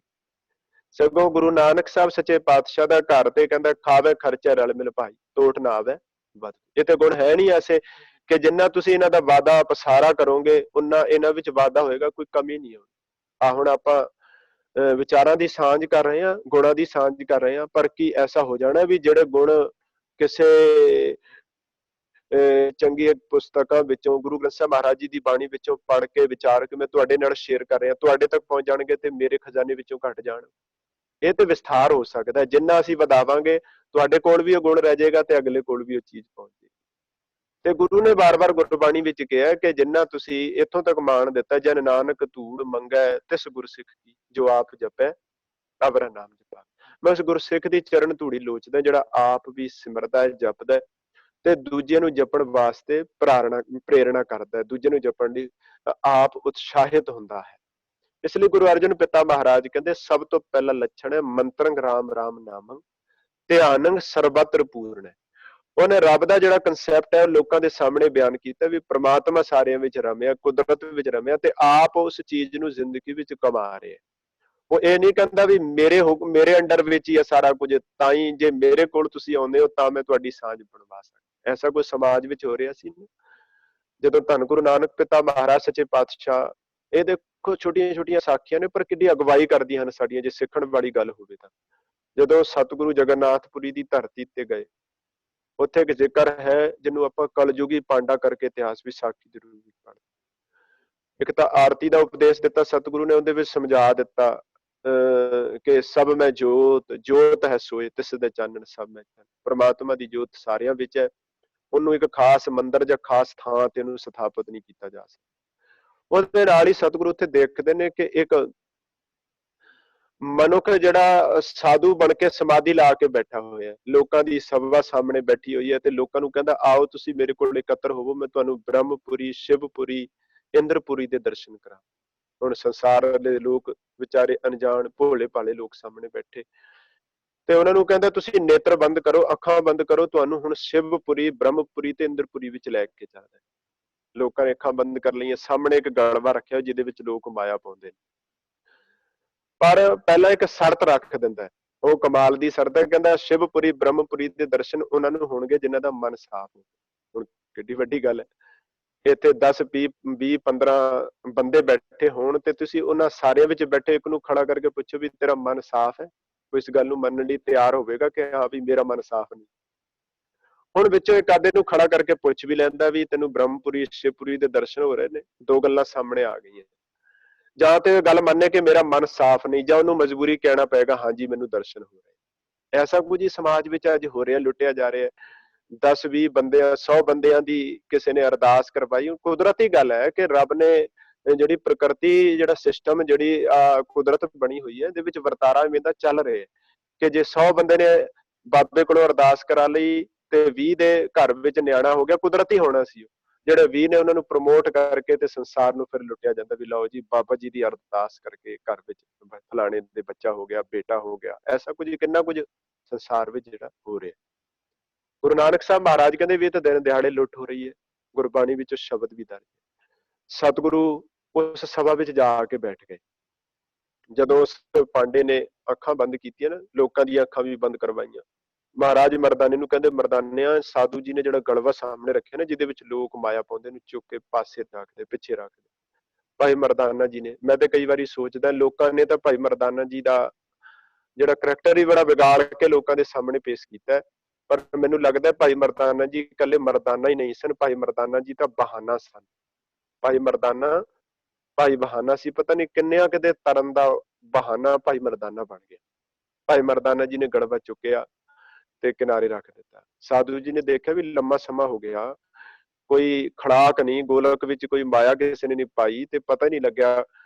ਕੁਝ ਚਿਰ ਬਾਅਦ ਇੱਕ ਅੱਖ ਜੀ ਥੋੜੀ ਜਿਹੀ ਖੋਲ ਕੇ ਦੇਖਦਾ, ਸਾਹਮਣੇ ਗੜਵਾ ਹੀ ਕੋਈ ਨਹੀਂ, ਮਾਇਆ ਕਿੱਥੋਂ ਹੋਣੀ। ਸਾਧੂ ਜੀ ਦੇ ਦੋਵੇਂ ਨੇਤਰ ਖੁੱਲ ਗਏ, ਕਿਉਂਕਿ ਸਾਰਾ ਕੁਝ ਪਸਾਰਾ ਜਿਹੜਾ ਨਾ ਉਹ ਮਾਇਆ ਦਾ ਹੀ ਖਿਲ ਰਿਹਾ ਪਿਆ। ਉਪਦੇਸ਼ ਤਿਆਗ ਦਾ ਦਿੱਤਾ ਜਾ ਰਿਹਾ। ਅੱਜ ਤੁਸੀਂ ਅੱਜ ਦੇ ਲਾਣੇ ਬਾਣੇ ਨੂੰ ਧਾਰਮਿਕ ਤੌਰ ਤੇ ਤੁਸੀਂ ਦੇਖ ਲਓ, ਹਰ ਗੁਰਬਾਣੀ ਵਿੱਚ ਆਏ ਹੋਏ ਸ਼ਬਦ ਨੂੰ ਤੋੜ ਮੜੋੜ ਕੇ ਪੇਸ਼ ਕੀਤਾ ਗਿਆ। ਮਾਇਆ ਦੇ ਵੀ ਅਰਥ ਲੋਕਾਂ ਨੂੰ ਕਹਿਣਗੇ ਵੀ ਮਾਇਆ ਨਾਗਣੀ, ਤੁਹਾਨੂੰ ਦੱਸ ਜਾਏਗੀ। ਇੰਨੀ ਗੱਲ ਕਹਿਣ ਦਾ ਹੀ 1000 ਪਾਉਂਡ ਤੁਹਾਡੇ ਤੋਂ ਲੈ ਲੈਣਾ, ਇੰਨੀ ਗੱਲ ਕਹਿਣ ਦਾ ਕਿ ਮਾਇਆ ਨਾਗਣੀ ਹੈ, ਸੰਸਾਰ ਨੂੰ ਦੱਸ ਜਾਏਗੀ, ਇਹ ਤੋਂ ਬਚ ਕੇ ਰਹੋ। ਗੁਰੂ ਸਾਹਿਬ ਨੇ ਮਾਇਆ ਦੀ ਕਿਸ ਰੂਪ ਵਿੱਚ ਵਰਤੋਂ ਦਿੱਤੀ ਹੈ ਗੁਰਬਾਣੀ ਦੇ ਕਨਸੈਪਟ ਵਿੱਚ? ਜੇ ਇੰਨੀ ਖਤਰਨਾਕ ਹੈ ਤੇ ਗੁਰੂ ਕਾਲ ਵੇਲੇ ਗੁਰੂ ਸਾਹਿਬ ਨੇ ਕਿਉਂ ਸਿੱਖਾਂ ਨੂੰ ਦਸਵੰਧ ਲਿਆਉਣ ਦੀ ਗੱਲ ਕੀਤੀ? ਕਿਉਂ ਗੁਰੂ ਘਰ ਵਿੱਚ ਗੋਲਕ ਦੀ ਮਰਿਆਦਾ ਸ਼ੁਰੂ ਹੋਈ? ਪਾਤਸ਼ਾਹ ਨੇ ਤਾਂ ਇਹਨੂੰ ਵਰਤਣ ਦਾ ਢੰਗ ਦਿੱਤਾ, ਸਾਨੂੰ ਤਰੀਕਾ ਦਿੱਤਾ। ਔਰ ਸਿੱਖੀ ਦਾ ਇਤਿਹਾਸ ਤੁਸੀਂ ਪੜ੍ਹ ਲਿਆ ਕਿ ਕਿੰਨੇ ਕਿੰਨੇ ਅਮੀਰ ਗੁਰਸਿੱਖ ਸਤਿਗੁਰੂ ਦੇ ਚਰਨਾਂ ਵਿੱਚ ਹੋਏ ਨੇ, ਕਿਉਂਕਿ ਜਿਹੜੇ ਸੰਸਾਰਿਕ ਕਾਰਜ ਨੇ ਉਹ ਮਾਇਆ ਤੋਂ ਬਿਨਾਂ ਨਹੀਂ ਸਰ ਸਕਦੇ। ਬਸ ਇੰਨਾ ਕੁ ਫਰਕ ਹੈ, ਜਦੋਂ ਗੁਰੂ ਗਿਆਨ ਸਾਡੀ ਅਕਲ ਵਿੱਚ ਆ ਜਾਂਦਾ ਹੈ, ਮਾਇਆ ਤੇ ਹੁੰਦੀ ਹੈ ਪਰ ਮਾਇਆ ਦੀ ਵਰਤੋਂ ਸੁਚੱਜੀ ਹੋ ਜਾਂਦੀ ਹੈ, ਧਨ ਦੀ ਵਰਤੋਂ ਸੁਚੱਜੀ ਹੋ ਜਾਂਦੀ ਹੈ। ਧਨ ਜਿਹੜਾ ਕਿਵੇਂ ਤੇ ਕਿਸ ਰੂਪ ਵਿੱਚ ਵਰਤਣਾ, ਇਹ ਅਕਲ ਮਨੁੱਖ ਨੂੰ ਆ ਜਾਂਦੀ ਗੁਰੂ ਦੇ ਸ਼ਬਦ ਦੇ ਚਾਨਣ ਵਿੱਚ। ਔਰ ਦੇਖੋ ਕਿੰਨਾ ਪਿਆਰਾ ਕਨਸੈਪਟ ਗੁਰੂ ਨੇ ਸਾਡੀ ਝੋਲੀ ਪਾਇਆ। ਅੱਜ ਆਪਾਂ ਸਿੱਧੇ ਰੂਪ ਵਿੱਚ ਕਿਸੇ ਦੀ ਤਲੀ ਤੇ ਕੁਝ ਰੱਖਦੇ ਆ, ਤੇ ਕੁਦਰਤੀ ਮਨੁੱਖ ਦਾ ਸੁਭਾਅ ਹੈ ਕਿ ਲੈਣ ਵਾਲੇ ਦੇ ਮਨ ਵਿੱਚ ਹੰਕਾਰ ਤੇ ਲੈਣ ਵਾਲੇ ਦੇ ਮਨ ਵਿੱਚ ਹੀਣ ਭਾਵਨਾ ਤੇ ਦੇਣ ਵਾਲੇ ਦੇ ਮਨ ਵਿੱਚ ਹੰਕਾਰ ਪੈਦਾ। ਗੁਰੂ ਨੇ ਦੋਵੇਂ ਗੱਲਾਂ ਮਿਟਾਉਣ ਵਾਸਤੇ ਵਿੱਚ ਗੋਲਕ ਰੱਖ ਦਿੱਤੀ ਸੀ ਕਿ ਇੱਕ ਭਾਵਨਾ ਪ੍ਰਗਟ ਹੋਵੇ, ਜਿਹੜਾ ਦੇਣ ਵਾਲਾ ਹੈ ਉਹ ਇਹ ਸੋਚੇ ਵੀ ਮੈਂ ਆਪਣੇ ਗੁਰੂ ਨੂੰ ਭੇਟਾ ਕਰਕੇ ਆਇਆ, ਤੇ ਜਿਹੜਾ ਲੈਣ ਵਾਲਾ ਨੂੰ ਵੀ ਮਾਣ ਹੋਵੇ ਮੈਂ ਬੰਦੇ ਦਾ ਕਿਸੇ ਦਾ ਭਿਖਾਰੀ ਨਹੀਂ, ਮੈਂ ਆਪਣੇ ਗੁਰੂ ਦੇ ਚਰਨਾਂ ਵਿੱਚੋਂ ਲੈ ਕੇ ਆਇਆ। ਅੱਜ ਤੁਸੀਂ ਜਿਹੜੀ ਸੇਵਾ ਨਿਭਾ ਰਹੇ ਹੋ ਕਿ ਗੁਰੂ ਘਰ ਵੱਲੋਂ ਜਾ ਕੇ ਆ ਜਿਹੜੀ ਲੰਗਰ ਦੀ ਸੇਵਾ ਤੁਸੀਂ ਕਰ ਰਹੇ, ਇਹ ਇੱਕ ਰੂਪ ਹੈ ਕਿ ਸਿੱਧੇ ਰੂਪ ਵਿੱਚ ਕਿਸੇ ਤੋਂ ਲੈਣ ਦੀ ਜਗ੍ਹਾ ਗੁਰੂ ਘਰ ਵਿੱਚ ਪਾ ਕੇ ਇੱਕ ਸਾਂਝੇ ਤੌਰ ਤੇ ਉੱਥੋਂ ਕਿਸੇ ਦੀ ਝੋਲੀ ਵੰਡਿਆ, ਕਿਸੇ ਨੂੰ ਦਿੱਤਾ ਜਾਣਾ, ਇਹ ਵਿੱਚੋਂ ਦੋਵੇਂ ਪਾਸਿਓਂ ਹੀ ਉਧਰ ਹੀਣ ਭਾਵਨਾ ਖਤਮ ਹੋ ਰਹੀ ਹੈ, ਇਧਰੋਂ ਹੰਕਾਰ ਵਾਲੀ ਬਿਰਤੀ ਮਿਟ ਰਹੀ ਹੈ। ਸਤਿਗੁਰੂ ਨੇ ਇਸ ਭਾਵਨਾ ਵਿੱਚੋਂ ਇਹ ਗੋਲਕ ਲਾਈ ਸੀ। ਭਾਵੇਂ ਅੱਜ ਜਦੋਂ ਸਾਡੇ ਵੱਡੇ ਅਦਾਰਿਆਂ ਵੱਲ ਅਸੀਂ ਦੇਖਦੇ ਹਾਂ ਤੇ ਇਹਦੀ ਦੁਰਵਰਤੋਂ ਹੋ ਰਹੀ ਹੈ, ਔਰ ਉਸ ਗੱਲ ਵੱਲੋਂ ਵੀ ਸਿੱਖ ਨੂੰ ਅੱਜ ਸੁਚੇਤ ਹੋਣ ਦੀ ਲੋੜ ਹੈ, ਕਿਉਂਕਿ ਗੁਰਬਾਣੀ ਅਗਵਾਈ ਕਰਦੀ ਹੈ ਤੁਹਾਡੀ ਅਕਲੀ ਸਾਹਿਬ ਸੇਵੀਏ, ਅਕਲੀ ਪਾਈਏ ਮਾਨ, ਅਕਲੀ ਪੜ ਕੇ ਬੁੱਝੀਏ, ਅਕਲੀ ਕੀਚੇ ਦਾ। ਇਹ ਨਹੀਂ ਵੀ ਖੂਹ ਖਾਤੇ ਸਭ ਕੁਝ ਪਾ ਦਿੱਤਾ ਜਾਏ, ਅਕਲ ਨਾਲ ਕਿ ਕਿੱਥੇ ਇਹਦੀ ਚੰਗੀ ਵਰਤੋਂ ਹੋ ਰਹੀ ਹੈ, ਕਿਸ ਰੂਪ ਵਿੱਚ ਹੋ ਰਹੀ ਹੈ, ਤੇ ਉੱਥੇ ਆਪਾਂ ਆਪਣੀ ਕੀਮਤੀ ਮਾਇਆ ਵੀ, ਕੀਮਤੀ ਜੀਵਨ ਦਾ ਸਮਾਂ ਵੀ ਉਸੇ ਲਿਖ ਕੇ ਲਾਈਏ। ਆਹੀ ਜੀਵਨ ਦੀ ਇੱਕ ਪਵਿੱਤਰ ਮਰਿਆਦਾ ਜਿਹੜੀ ਗੁਰਬਾਣੀ ਸਾਨੂੰ ਦਿੰਦੀ। ਸੋ ਜਿਹੜੀ ਮੈਂ ਬੇਨਤੀ ਕਰ ਰਿਹਾ ਸਾਂ ਕਿ ਗੁਰਦੇਵ ਪਿਤਾ ਮਹਾਰਾਜ ਜੀ ਨੇ ਸਾਨੂੰ ਵਿਆਖਿਆ ਦਿੱਤੀ ਹੈ, ਗੁਰਬਾਣੀ ਵਿੱਚ ਸ਼ਬਦ ਦਿੱਤੇ ਨੇ ਕਿ ਕਿਵੇਂ ਆਪਾਂ ਉਹਨੂੰ ਪਰਖ ਸਕਦੇ ਹਾਂ। ਸਤਿਗੁਰੂ ਕਹਿੰਦੇ ਮੰਤਰੰਗ ਰਾਮ ਰਾਮ ਨਾਮੰਗ ਧਿਆਨੰਗ ਸਰਬਤ। ਭਾਈ ਮਰਦਾਨਾ ਜੀ ਨੇ ਗੜਵਾ ਚੁੱਕ ਕੇ ਰੱਖ ਦਿੱਤਾ, ਸਾਧੂ ਜੀ ਦੀਆਂ ਅੱਖਾਂ ਖੁੱਲੀਆਂ, ਗੜਵਾ ਸਾਹਮਣੇ ਨਹੀਂ ਦੇਖ ਕੇ ਕਹਿੰਦੇ ਵੀ ਮੈਂ ਤੁਹਾਨੂੰ ਭਸਮ ਕਰ ਦਿਆਂਗਾ ਜੇ ਮੇਰਾ ਗੜਵਾ ਤੁਸੀਂ ਨਹੀਂ ਦਿੱਤਾ। ਲੋਕ ਹੁਣ ਪਰੇਸ਼ਾਨ। ਇਹ ਕੁਦਰਤ ਦਾ ਨਿਯਮ ਹੈ। ਹਰ ਬੰਦਾ ਆਪਣੇ ਕਰਮਾਂ ਕਰਕੇ, ਆਪਣੀਆਂ ਮਾੜੀਆਂ ਆਦਤਾਂ ਤੇ ਸੁਭਾਅ ਕਰਕੇ ਦੁਖੀ ਹੋਇਆ ਪਿਆ। ਹੁਣ ਉਹ ਇਹ ਨਹੀਂ ਯਤਨ ਨਹੀਂ ਕਰਨਾ ਚਾਹੁੰਦਾ ਕਿ ਮੈਂ ਆਪਣੇ ਕਰਮ ਸੁਧਾਰ ਲਾਂ, ਆਪਣੀਆਂ ਗੰਦੀਆਂ ਆਦਤਾਂ, ਮਾੜੀਆਂ ਆਦਤਾਂ ਦਾ ਸੁਧਾਰ ਕਰਾਂ, ਆਪਣੇ ਸੁਭਾਅ ਦਾ ਸੁਧਾਰ ਕਰਾਂ, ਤਾਂ ਜੋ ਦੁੱਖ ਮਿਟ ਕੇ ਮੇਰੀ ਜ਼ਿੰਦਗੀ ਵਿੱਚ ਸੁੱਖ ਆ ਜਾਵੇ।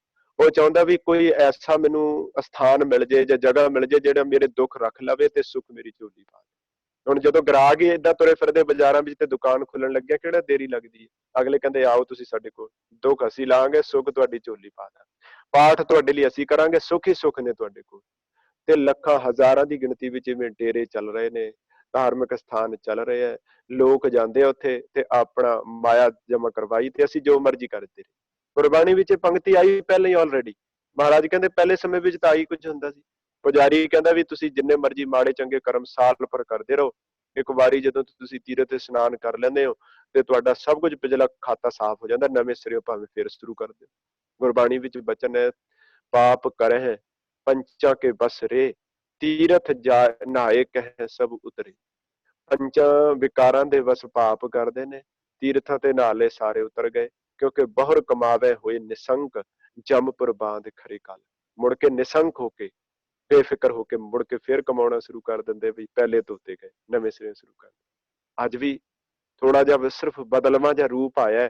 ਅੱਜ ਦਾ ਧਾਰਮਿਕ ਬੰਦਾ ਵੀ ਕਹਿੰਦਾ ਤੁਸੀਂ ਸਾਡੇ ਕੋਲ ਆ ਕੇ ਜਦੋਂ ਪਾਠ ਕਰਵਾਉਂਦੇ ਹੋ, ਪਰ ਪਾਠ ਦੀਆਂ ਵੈਰਾਈਟੀਆਂ ਆ ਗਈਆਂ। ਦੇਖੋ, ਕੱਲ ਆਪਾਂ ਸਹਿਜ ਪਾਠ ਦੀ ਗੱਲ ਕਰ ਰਹੇ ਸੀ, ਗੁਰੂ ਗ੍ਰੰਥ ਸਾਹਿਬ ਮਹਾਰਾਜ ਨੂੰ ਸਹਿਜ ਸੁਭਾਏ ਪੜ੍ਹਨਾ, ਵਿਚਾਰਨਾ, ਸਮਝਣਾ। ਅੱਜ ਤੇ ਕਿੰਨੀਆਂ ਵੈਰਾਈਟੀਆਂ ਤੇ ਕਿੰਨੇ ਗੁਟਕੇ ਤੁਹਾਡੇ ਸਾਹਮਣੇ ਪਏ। ਜੇ ਤੁਸੀਂ ਦੁੱਖਾਂ ਦਾ ਨਾਸ਼ ਕਰਨਾ ਚਾਹੁੰਦੇ ਹੋ ਤੇ ਦੁੱਖ ਭੰਜਨੀ ਪੜ੍ਹੋ। ਤੁਸੀਂ ਸਹਿਜ ਪਾਠ ਕਰਦੇ ਹੋ, ਅੱਜ ਤੱਕ ਤੁਹਾਡੇ ਸਾਹਮਣੇ ਗੁਰੂ ਗ੍ਰੰਥ ਸਾਹਿਬ ਵਿੱਚ ਕੋਈ ਦੁੱਖ ਭੰਜਨੀ ਨਾਂ ਦੀ ਬਾਣੀ ਆਈ? ਮੈਂ ਤੇ ਨਹੀਂ ਪੜ੍ਹੀ ਕਦੇ, ਕਿਉਂਕਿ ਦੁੱਖ ਭੰਜਨੀ ਸਾਹਿਬ ਦੀ ਕੋਈ ਬਾਣੀ ਗੁਰੂ ਗ੍ਰੰਥ ਸਾਹਿਬ ਵਿੱਚ ਹੈ ਹੀ ਨਹੀਂ। ਵਿੱਚੋਂ ਸ਼ਬਦ ਚੁਣ ਕੇ ਤੇ ਗੁਟਕਾ ਬਣਾ ਕੇ ਤੁਹਾਡੇ ਸਾਹਮਣੇ ਪੇਸ਼ ਕਰ ਦਿੱਤਾ। ਹੋਰ ਕਿੰਨੇ ਨਵੇਂ ਤੋਂ ਨਵੇਂ ਗੁਟਕੇ ਨਿਰੰਤਰ ਆ ਰਹੇ ਨੇ। ਕਾਰਨ ਇਹ ਹੈ ਕਿ ਜਦੋਂ ਸਮਾਜ ਐਕਸੈਪਟ ਕਰ ਰਿਹਾ ਹੈ, ਅਗਲੇ ਤੁਹਾਨੂੰ ਟੋਕ ਕੇ ਦੇਖਦੇ ਵੀ ਕਿੰਨਾ ਕੁਝ ਇਹਨਾਂ ਵਿੱਚ ਭਰਿਆ ਜਾ ਸਕਦਾ ਹੈ। ਜਦੋਂ ਅਸੀਂ ਸਾਰਾ ਕੁਝ ਸਹੀ ਜਾ ਰਹੇ ਹਾਂ ਤੇ ਅਗਲੇ ਉਹ ਆਪਣੀ ਦੁਕਾਨ ਦਾ ਉਵੇਂ ਵਾਅਦਾ ਕਰੀ ਜਾ ਰਹੇ, ਵਧਾਈ ਜਾ ਰਹੇ ਵੀ ਜਿਹੜੀ ਚੀਜ਼ ਦੀ ਡਿਮਾਂਡ ਹੈ ਉਹ ਸੰਸਾਰ ਨੂੰ ਦਿੱਤੀ ਜਾ। ਤੇ ਅੱਜ ਉਸੇ ਰੂਪ ਵਿੱਚ ਹੀ ਸਾਨੂੰ ਜਿਹੜਾ ਭ੍ਰਮਿਤ ਕੀਤਾ ਜਾ ਰਿਹਾ ਹੈ। ਨਵੀਂ ਨਵੀਆਂ ਵੈਰਾਈਟੀਆਂ ਪਾਠ ਦੀਆਂ ਆ ਗਈਆਂ, ਕਿਤੇ ਸੰਪਟ ਪਾਠ ਹੋ ਰਹੇ ਆ ਜਿਨ੍ਹਾਂ ਦਾ ਖਰਚਾ ਵੀ ਆਮ ਪਾਠ ਨਾਲੋਂ ਦੁੱਗਣਾ ਤਿੱਗਣਾ ਕਈ ਗੁਣਾ ਜ਼ਿਆਦਾ, ਕਿਉਂਕਿ ਉਹਦੇ ਵਿੱਚ ਬਾਬਾ ਜੀ ਖਾਸ ਪ੍ਰਕਾਰ ਦੀ ਮਰਿਆਦਾ ਰੱਖ ਕੇ ਤੁਹਾਡੀ ਝੋਲੀ ਦਾ। ਅੱਜ ਤੁਸੀਂ ਦੇਖੋ ਨਾ, ਬੰਦਾ ਜਦੋਂ ਪਾਠ ਲਈ ਆਉਂਦਾ ਹੈ ਤੇ ਉਹ ਪੁੱਛਦਾ ਵੀ ਕਿਵੇਂ ਹੋਏ।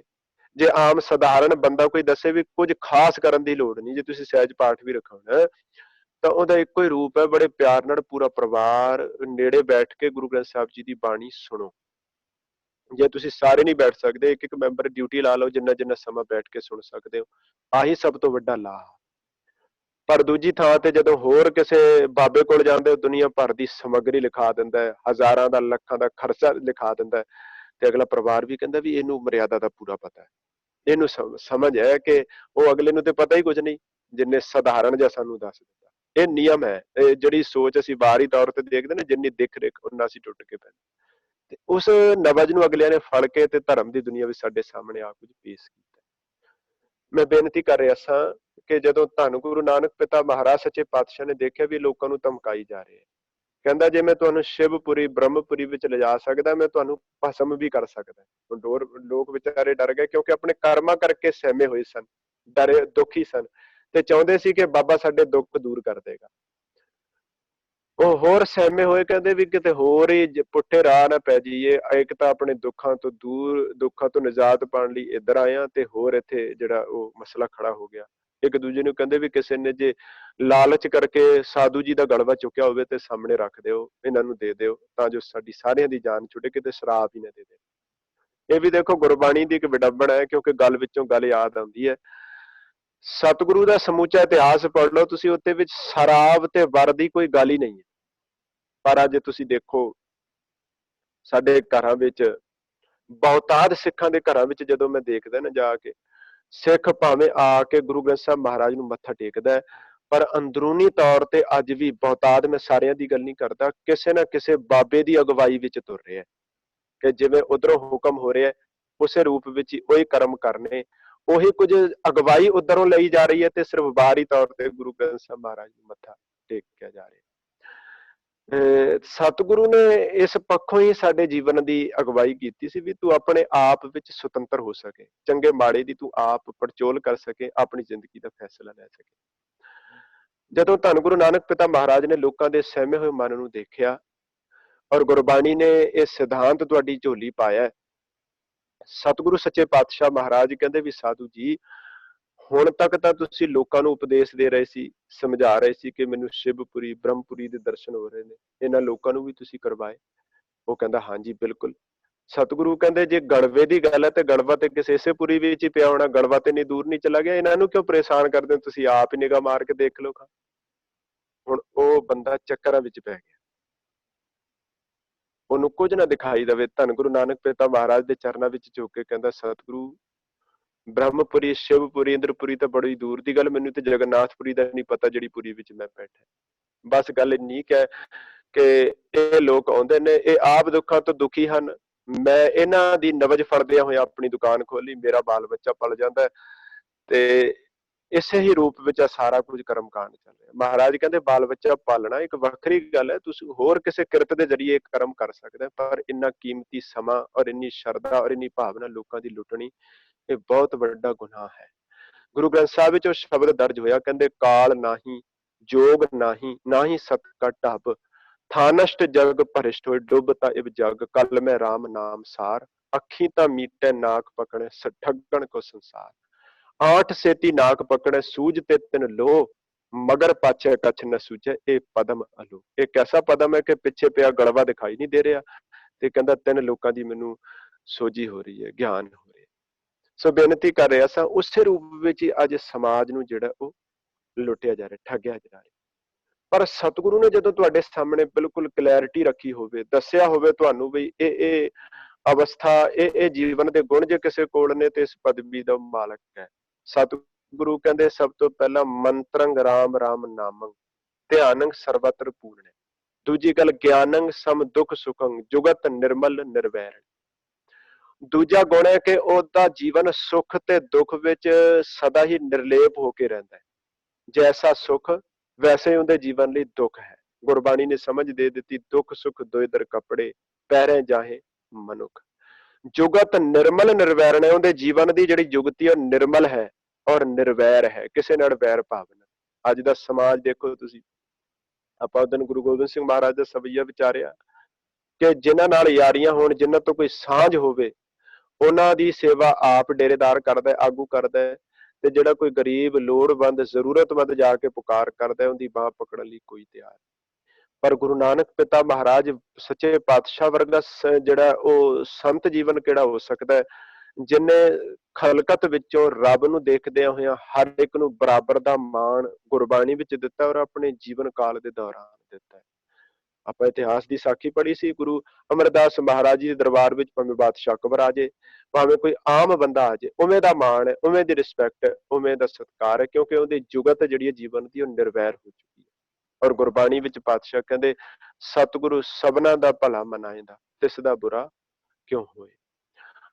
ਜਦੋਂ ਸਾਰਿਆਂ ਵਿੱਚੋਂ ਰੱਬ ਨੂੰ ਦੇਖਣਾ, ਨਿਰਵੈਰਤਾ ਨਾਲ ਜੀਵਨ ਹੰਡਾਉਣਾ, ਤੇ ਅੱਜ ਤੁਸੀਂ ਦੇਖੋ ਇੱਕ ਪਾਸੇ ਸੰਤ ਦੀ ਪਦਵੀ, ਇਹ ਪਦਵੀਆਂ ਲੈ ਕੇ ਲੋਕ ਬੈਠੇ, ਤੇ ਕੁਝ ਨਿੱਜੀ ਸਵਾਰਥਾਂ, ਨਿੱਜੀ ਦੁਸ਼ਮਣੀਆਂ ਕਰਕੇ ਇੱਕ ਦੂਜੇ ਤੇ ਗੋਲੀ ਚਲਾ ਰਹੇ ਆ। ਕਿੰਨਾ ਕੁਝ ਹੋ ਰਿਹਾ ਸਾਡੇ ਸਾਹਮਣੇ, ਸਾਰਾ ਕੁਝ ਵਰਤਾ ਰਿਹਾ। ਸਤਿਗੁਰੂ ਨੇ ਸਾਡੀ ਅਗਵਾਈ ਕੀਤੀ। ਮਹਾਰਾਜ ਕਹਿੰਦੇ ਇਹਨਾਂ ਗੁਣਾਂ ਨੂੰ ਪਰਖ ਲੈ, ਕੱਲੀ ਬਾਹਰੀ ਤੌਰ ਤੇ ਕਿਸੇ ਦੀ ਦਿੱਖ ਦੇਖ ਕੇ, ਕਿਸੇ ਦੇ ਪਹਿਰਾਵੇ ਨੂੰ ਦੇਖ ਕੇ ਉਹਦੇ ਪਿੱਛੇ ਨਾ ਲੱਗੀ। ਇਹ 6 ਗੁਣ ਔਰ ਬੇਅੰਤੀ ਗੁਣ ਗੁਰੂ ਗ੍ਰੰਥ ਸਾਹਿਬ ਮਹਾਰਾਜ ਜੀ ਦੀ ਪਾਵਨ ਬਾਣੀ ਵੀ ਸਾਡੇ ਸਾਹਮਣੇ ਪਾਤਸ਼ਾਹ ਨੇ ਪੇਸ਼ ਕੀਤੇ, ਜਿਹਦੇ ਵਿੱਚ 2 ਆਪਾਂ ਸਾਂਝੇ ਕੀਤੇ, ਮੰਤਰੰਗ ਰਾਮ ਰਾਮ ਨਾਮੰ, ਧਿਆਨੰ ਸਰਬਤਰ ਪੂਰਣੈ, ਗਿਆਨੰ ਸਮਦੁਖ ਜੁਖੰ, ਜੁਗਤ ਨਿਰਮਲ ਨਿਰਵੈਰਣ। ਅੱਗੇ ਕਹਿੰਦੇ ਦਿਆਲੰ ਸਰਬਤਰ ਜੀਆ, ਉਹ ਸਾਰੇ ਜੀਵਾਂ ਉੱਤੇ ਦਇਆ ਕਰਦੇ। ਜਿਹੜਾ ਸੰਤ ਹਿਰਦਾ ਹੈ ਨਾ, ਉਹ ਸਾਰੇ ਜੀਵਾਂ ਉੱਤੇ ਦਇਆ ਕਰਦਾ, ਸਾਰੇ ਨੂੰ ਆਪਣੇ ਸਮਝਦਾ। ਇੱਕ ਕਵੀ ਨੇ ਬੜੇ ਪਿਆਰੇ ਬਚਨ ਲਿਖੇ ਔਰ ਬਹੁਤ ਪਿਆਰੀ ਉਦਾਹਰਣ ਦਿੱਤੀ, ਕਹਿੰਦੇ ਇੱਕ ਸੰਤ ਰੱਬੀ ਪਿਆਰ ਵਿੱਚ ਜੀਉਣ ਵਾਲਾ, ਉਹਦਾ ਜੀਵਨ ਐਸਾ ਹੈ ਕਿ ਉਹ ਕਹਿੰਦਾ ਸੰਤ ਹਿਰਦਾ ਨਵਨੀਤ ਸਮਾਨਾ, ਦਾ ਅਰਥ ਹੁੰਦਾ ਬਟਰ। ਕਹਿੰਦੇ ਸੰਤ ਦਾ ਹਿਰਦਾ ਜਿਹੜਾ ਬਟਰ ਵਰਗਾ, ਕੋਮਲ। ਸੰਤ ਹਿਰਦਾ ਨਵਨੀਤ ਸਮਾਨਾ, ਕਹਿਓ ਕਬਨੇ ਪਰ ਕਹਾ ਨਾ ਜਾ। ਕਹਿੰਦੇ ਸੌਫਟ ਹੈ ਉਹਦਾ ਹਿਰਦਾ, ਬਟਰ ਵਰਗਾ। ਪਰ ਅਗਲੀ ਤੁਕ ਵਿੱਚ ਨਾਲ ਹੀ ਕਹਿ ਦਿੱਤਾ ਵੀ ਮੈਂ ਕੋਸ਼ਿਸ਼ ਤੇ ਕੀਤੀ ਪਰ ਪੂਰਨ ਬਿਆਨ ਨਹੀਂ ਕਰ ਸਕਿਆ, ਕਿਉਂਕਿ ਕੁਝ ਕਮੀ ਮੈਨੂੰ ਬਟਰ ਵਿੱਚ ਵੀ ਨਜ਼ਰ ਆਈ। ਉਹ ਕੀ ਹੈ, ਆਪਾਂ ਦੇਖਦੇ ਹਾਂ। ਬਟਰ ਸੌਫਟ ਤਾਂ ਹੈ, ਪਰ ਬਟਰ ਦੇ ਚਾਰੇ ਪਾਸੇ ਵੀ ਅੱਗ ਲੱਗੀ ਹੋਵੇ, ਉਹ ਪਿੰਗਲਦਾ ਨਹੀਂ ਜਦੋਂ ਤੱਕ ਉਹਨੂੰ ਆਪ ਨੂੰ ਸੇਕ ਨਾ ਵੱਜੇ, ਆਪ ਤੱਕ ਅੱਗ ਨਾ ਪਹੁੰਚੇ।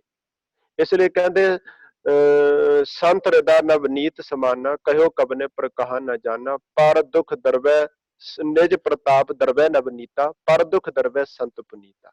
ਇਹ ਫਰਕ ਹੈ ਦੋਵੇਂ ਗੱਲਾਂ ਵਿੱਚ, ਕਿ ਬਟਰ ਜਦੋਂ ਤੱਕ ਆਪਣੇ ਨੇੜੇ ਕੋਈ ਸੇਕ ਨਹੀਂ ਆਊਗਾ ਉਦੋਂ ਤੱਕ ਉਹਨੇ ਨਹੀਂ ਪਿਘਲਣਾ, ਪਰ ਸੰਤ ਦਾ ਹਿਰਦਾ ਐਸਾ ਹੈ, ਰੱਬ ਨਾਲ ਜੁੜੇ ਹੋਏ ਗੁਰਮੁਖ ਪ੍ਰਮਾਤਮਾ ਨੂੰ ਜ਼ਰਰੇ ਜ਼ਰਰੇ ਵਿੱਚੋਂ ਦੇਖਣ ਵਾਲੀ ਪਰਸਨੈਲਿਟੀ ਦਾ ਹਿਰਦਾ ਐਸਾ ਹੈ ਕਿ ਉਹ ਇਕੱਲੇ ਆਪਣੇ ਨੇੜੇ ਦੁੱਖ ਆਉਣ ਨੂੰ ਦੁੱਖ ਨਹੀਂ ਸਮਝਦਾ।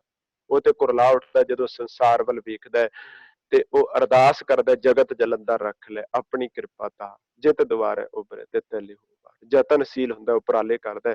ਜਿਵੇਂ ਅੱਜ ਆਪਾਂ ਨੌਜਵਾਨਾਂ ਦੀ ਗੱਲ ਕਰ ਰਹੇ ਹਾਂ ਜਿਹੜੇ ਲੰਗਰ ਦੀ ਸੇਵਾ ਕਰ ਰਹੇ ਨੇ, ਇਹ ਗੁਰਬਾਣੀ ਨੇ ਕਿਤੇ ਇਹ ਥੋੜੀ ਲਿਖਿਆ ਸਾਨੂੰ ਵੀ ਕੋਈ ਖਾਸ ਡੇਰੇ ਵਿੱਚ ਖਾਸ ਪਹਿਰਾਵਾ ਪਾ ਕੇ, ਕੋਈ ਖਾਸ ਪੋਸ਼ਾਕ ਪਾ ਕੇ ਬੈਠਾ ਸੰਤ ਹੋ ਸਕਦਾ ਹੈ। ਸੰਤ ਦਾ ਇੱਕ ਪਰਸਨੈਲਿਟੀ ਐਸੀ ਹੈ ਕਿ ਇੱਕ ਰਿਕਸ਼ਾ ਚਲਾਉਣ ਵਾਲਾ ਸੰਤ ਹੋ ਸਕਦਾ ਹੈ, ਕੋਈ ਬੀਬੀ ਸੰਤ ਹੋ ਸਕਦੀ ਹੈ, ਕੋਈ ਮਜ਼ਦੂਰ ਸੰਤ ਹੋ ਸਕਦਾ ਹੈ, ਜਿਹਦੇ ਹਿਰਦੇ ਵਿੱਚ ਇਹ ਗੁਣ ਆ ਗਏ ਜਿਹੜੇ ਗੁਰੂ ਅਰਜਨ ਸਾਹਿਬ ਨੇ ਇੱਥੇ ਬਿਆਨ ਕੀਤੇ।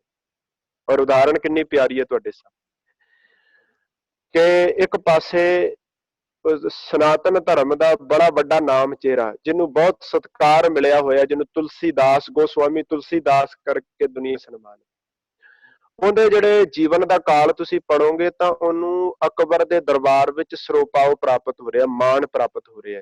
ਕਿਉਂ ਹੋ ਰਿਹਾ? ਕਿਉਂਕਿ ਉਹਦੀ ਫਿਲਾਸਫੀ ਕਹਿੰਦੀ ਰਾਜਾ ਕੋਈ ਵੀ ਹੋ ਹਮੇ ਕਿਆ ਹਾਨੀ।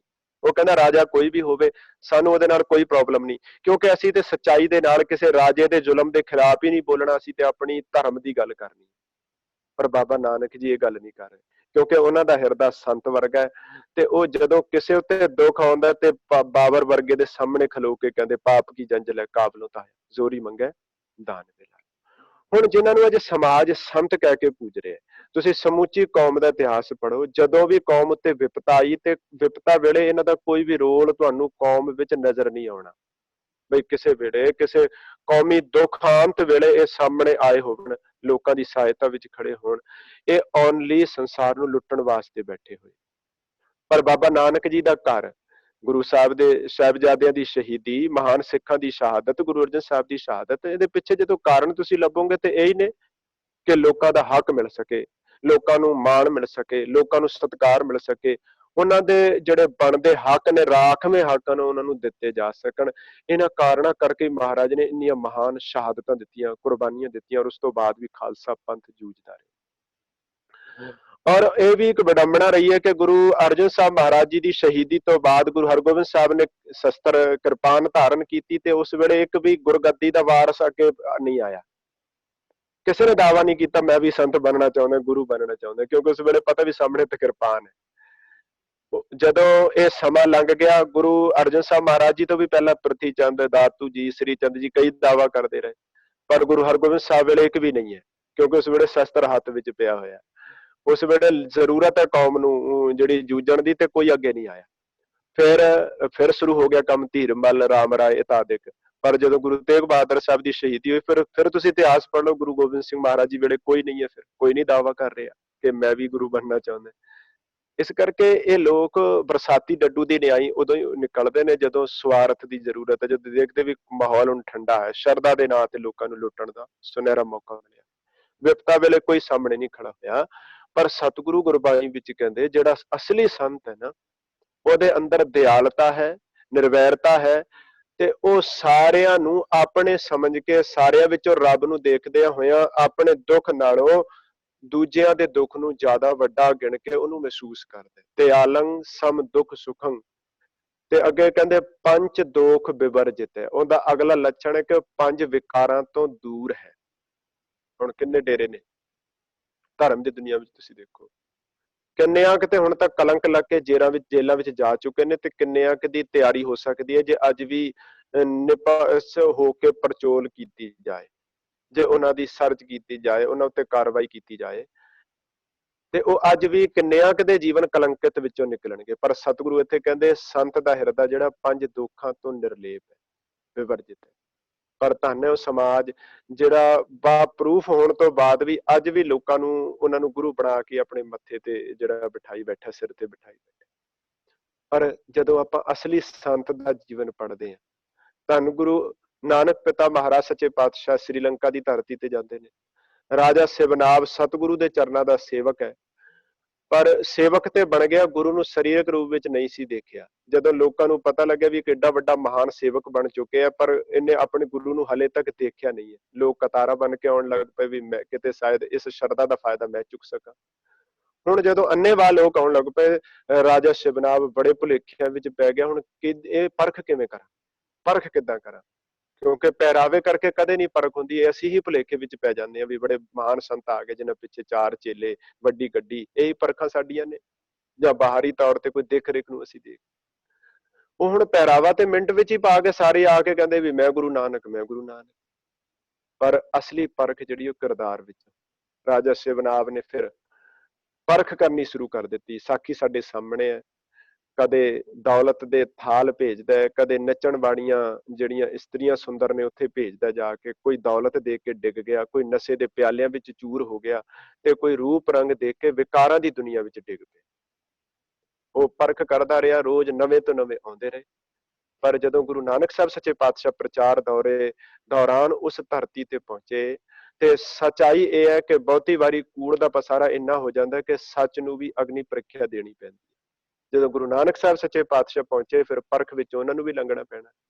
ਉਹ ਸੁੰਦਰ ਇਸਤਰੀਆਂ ਜਦੋਂ ਸਤਿਗੁਰੂ ਦੇ ਸਾਹਮਣੇ ਆਈਆਂ, ਧੰਨ ਗੁਰੂ ਨਾਨਕ ਪਿਤਾ ਮਹਾਰਾਜ ਨੇ ਬਾਣੀ ਵਿੱਚ ਕਿਹਾ, ਗਾਛੋ ਪੁੱਤਰੀ ਰਾਜਕੁਮਾਰ, ਨਾਮ ਭਣੋ ਸਚ ਦੂਤ ਸਵਾ। ਐਸੇ ਬਚਨ ਜਦੋਂ ਸਤਿਗੁਰੂ ਦੀ ਬਾਣੀ ਤੋਂ ਸੁਣੇ, ਸਤਿਗੁਰੂ ਦੀ ਜ਼ਬਾਨ ਤੋਂ ਸੁਣੇ, ਪੁੱਤਰੀ ਸ਼ਬਦ ਸੁਣਿਆ, ਤੇ ਜਾ ਕੇ ਰਾਜੇ ਨੂੰ ਕਹਿੰਦੇ ਵੀ ਜਿਹਦੀ ਭਾਲ ਵਿੱਚ ਸੀ ਤੂੰ, ਉਹ ਆ ਗਿਆ। ਹੁਣ ਪਛਾਣ ਕਿੱਥੋਂ ਹੋਈ? ਕਿਰਦਾਰ ਵਿੱਚੋਂ, ਕਰੈਕਟਰ ਵਿੱਚੋਂ। ਪਹਿਰਾਵੇ ਤੋਂ ਕੋਈ ਪਛਾਣ ਨਹੀਂ ਹੋਈ, ਸੁਭਾਅ ਵਿੱਚੋਂ ਪਛਾਣ ਹੋਈ, ਕਿਰਦਾਰ ਵਿੱਚੋਂ ਪਛਾਣਿਆ ਗਿਆ।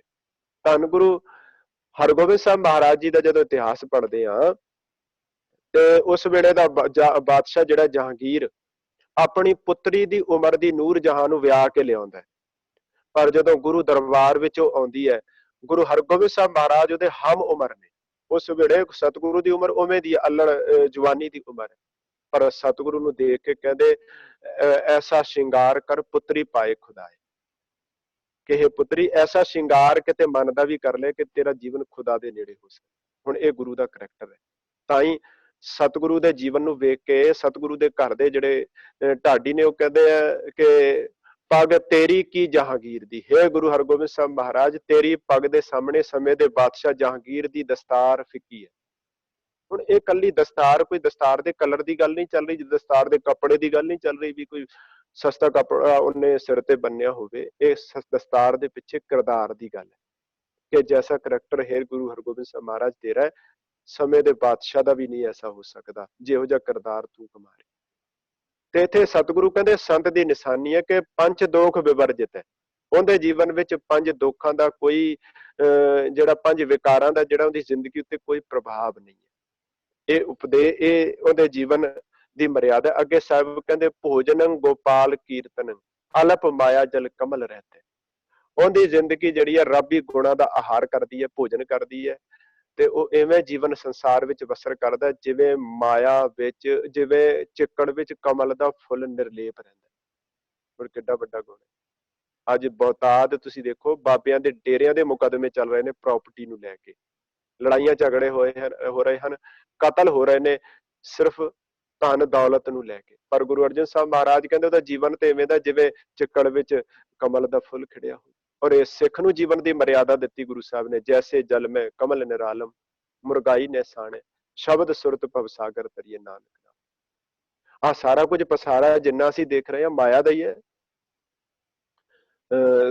ਵੱਡੇ ਤੋਂ ਵੱਡੇ ਡੇਰੇ ਔਰ ਲਗਜ਼ਰੀ ਜ਼ਿੰਦਗੀ ਜਿਹੜੀ ਹੈ ਉਹ ਤੁਹਾਡੀ ਮਾਇਆ ਤੇ ਅਗਲੇ ਭੋਗ ਰਹੇ ਨੇ। ਜੀਵਨ ਦੀ ਜੇ ਕੁਆਲਿਟੀ ਪਰਖੀ ਜਾਏ ਤੇ ਉੱਥੇ ਅੰਦਰ ਕੱਖ ਵੀ ਨਹੀਂ ਪਿਆ ਹੋਇਆ।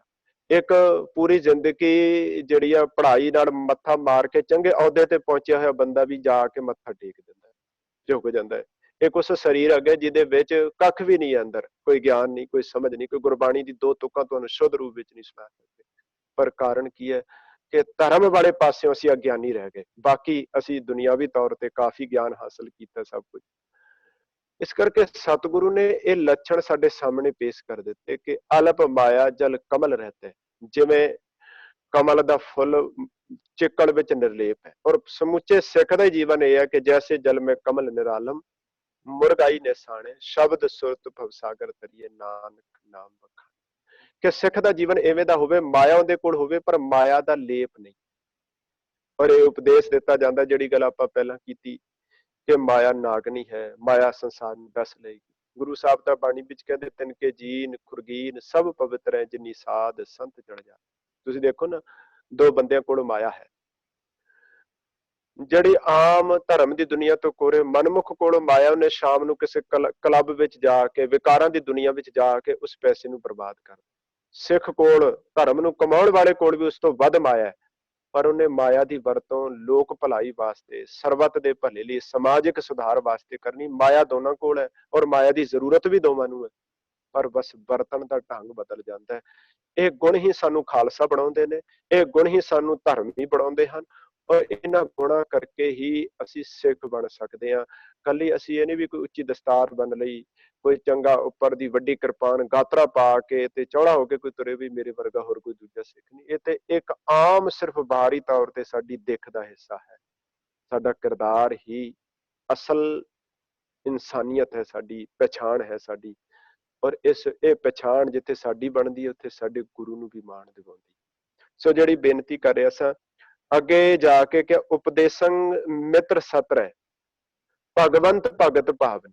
ਉਹ ਉਪਦੇਸ਼ ਦਿੰਦਾ ਹੈ ਮਿੱਤਰ ਤੇ ਸਤਰੂ ਨੂੰ ਬਰਾਬਰ ਦਾ। ਉਹ ਵਿਤਕਰਾ ਖੜਾ ਨਹੀਂ ਕਰਦਾ ਵੀ ਮੈਨੂੰ ਉਪਦੇਸ਼ ਦੇਣਾ, ਉਹਨੂੰ ਨਹੀਂ ਦੇਣਾ। ਉਹ ਸਾਰਿਆਂ ਨੂੰ ਉਪਦੇਸ਼ ਵੰਡਦਾ ਹੈ। ਗੁਰੂ ਸਾਹਿਬ ਆਪ ਬਾਣੀ ਵਿੱਚ ਤੁਹਾਨੂੰ ਸਿਧਾਂਤ ਦਿੰਦੇ ਨੇ, ਥਾਲ ਵਿੱਚ ਤਿੰਨ ਵਸਤੂ ਪਈਓ ਸਤ ਸੰਤੋਖ ਵਿਚਾਰੋਗੇ। ਜਾ ਕੇ ਕਹਿੰਦੇ ਜੇ ਕੋ ਖਾਵੇ ਜੇ ਕੋ ਪਹੁੰਚੇ ਤਿਸਕਾ ਹੋਏ ਉਧਾਰ। ਕੋਈ ਵੀ ਇਸ ਭੋਜਨ ਨੂੰ ਪ੍ਰਾਪਤ ਕਰ ਲਏ, ਕੋਈ ਵੀ ਇਸ ਭੋਜਨ ਨੂੰ ਆਪਣੀ ਜ਼ਿੰਦਗੀ ਵਿੱਚ ਜਿਹੜਾ ਉਹ ਇਹਨਾਂ ਗੁਣਾਂ ਨੂੰ ਕਮਾ ਲਵੇ, ਉਹਦਾ ਉਧਾਰ ਹੋਏਗਾ, ਕਿਸੇ ਦੀ ਸ਼ਕਲ ਦੇਖ ਕੇ ਨਹੀਂ। ਉਹ ਉਪਦੇਸ਼ੰ ਸਮ ਮਿੱਤਰ ਸਤਰੈ ਭਗਵੰਤ ਭਗਤ ਭਾਵਨੀ। ਤੇ ਅਖੀਰਲਾ ਗੁਰੂ ਸਾਹਿਬ ਨੇ ਬਿਆਨ ਕੀਤਾ, ਕਹਿੰਦੇ ਪਰ ਨਿੰਦਾ ਨੇ ਸਰਵਣੰ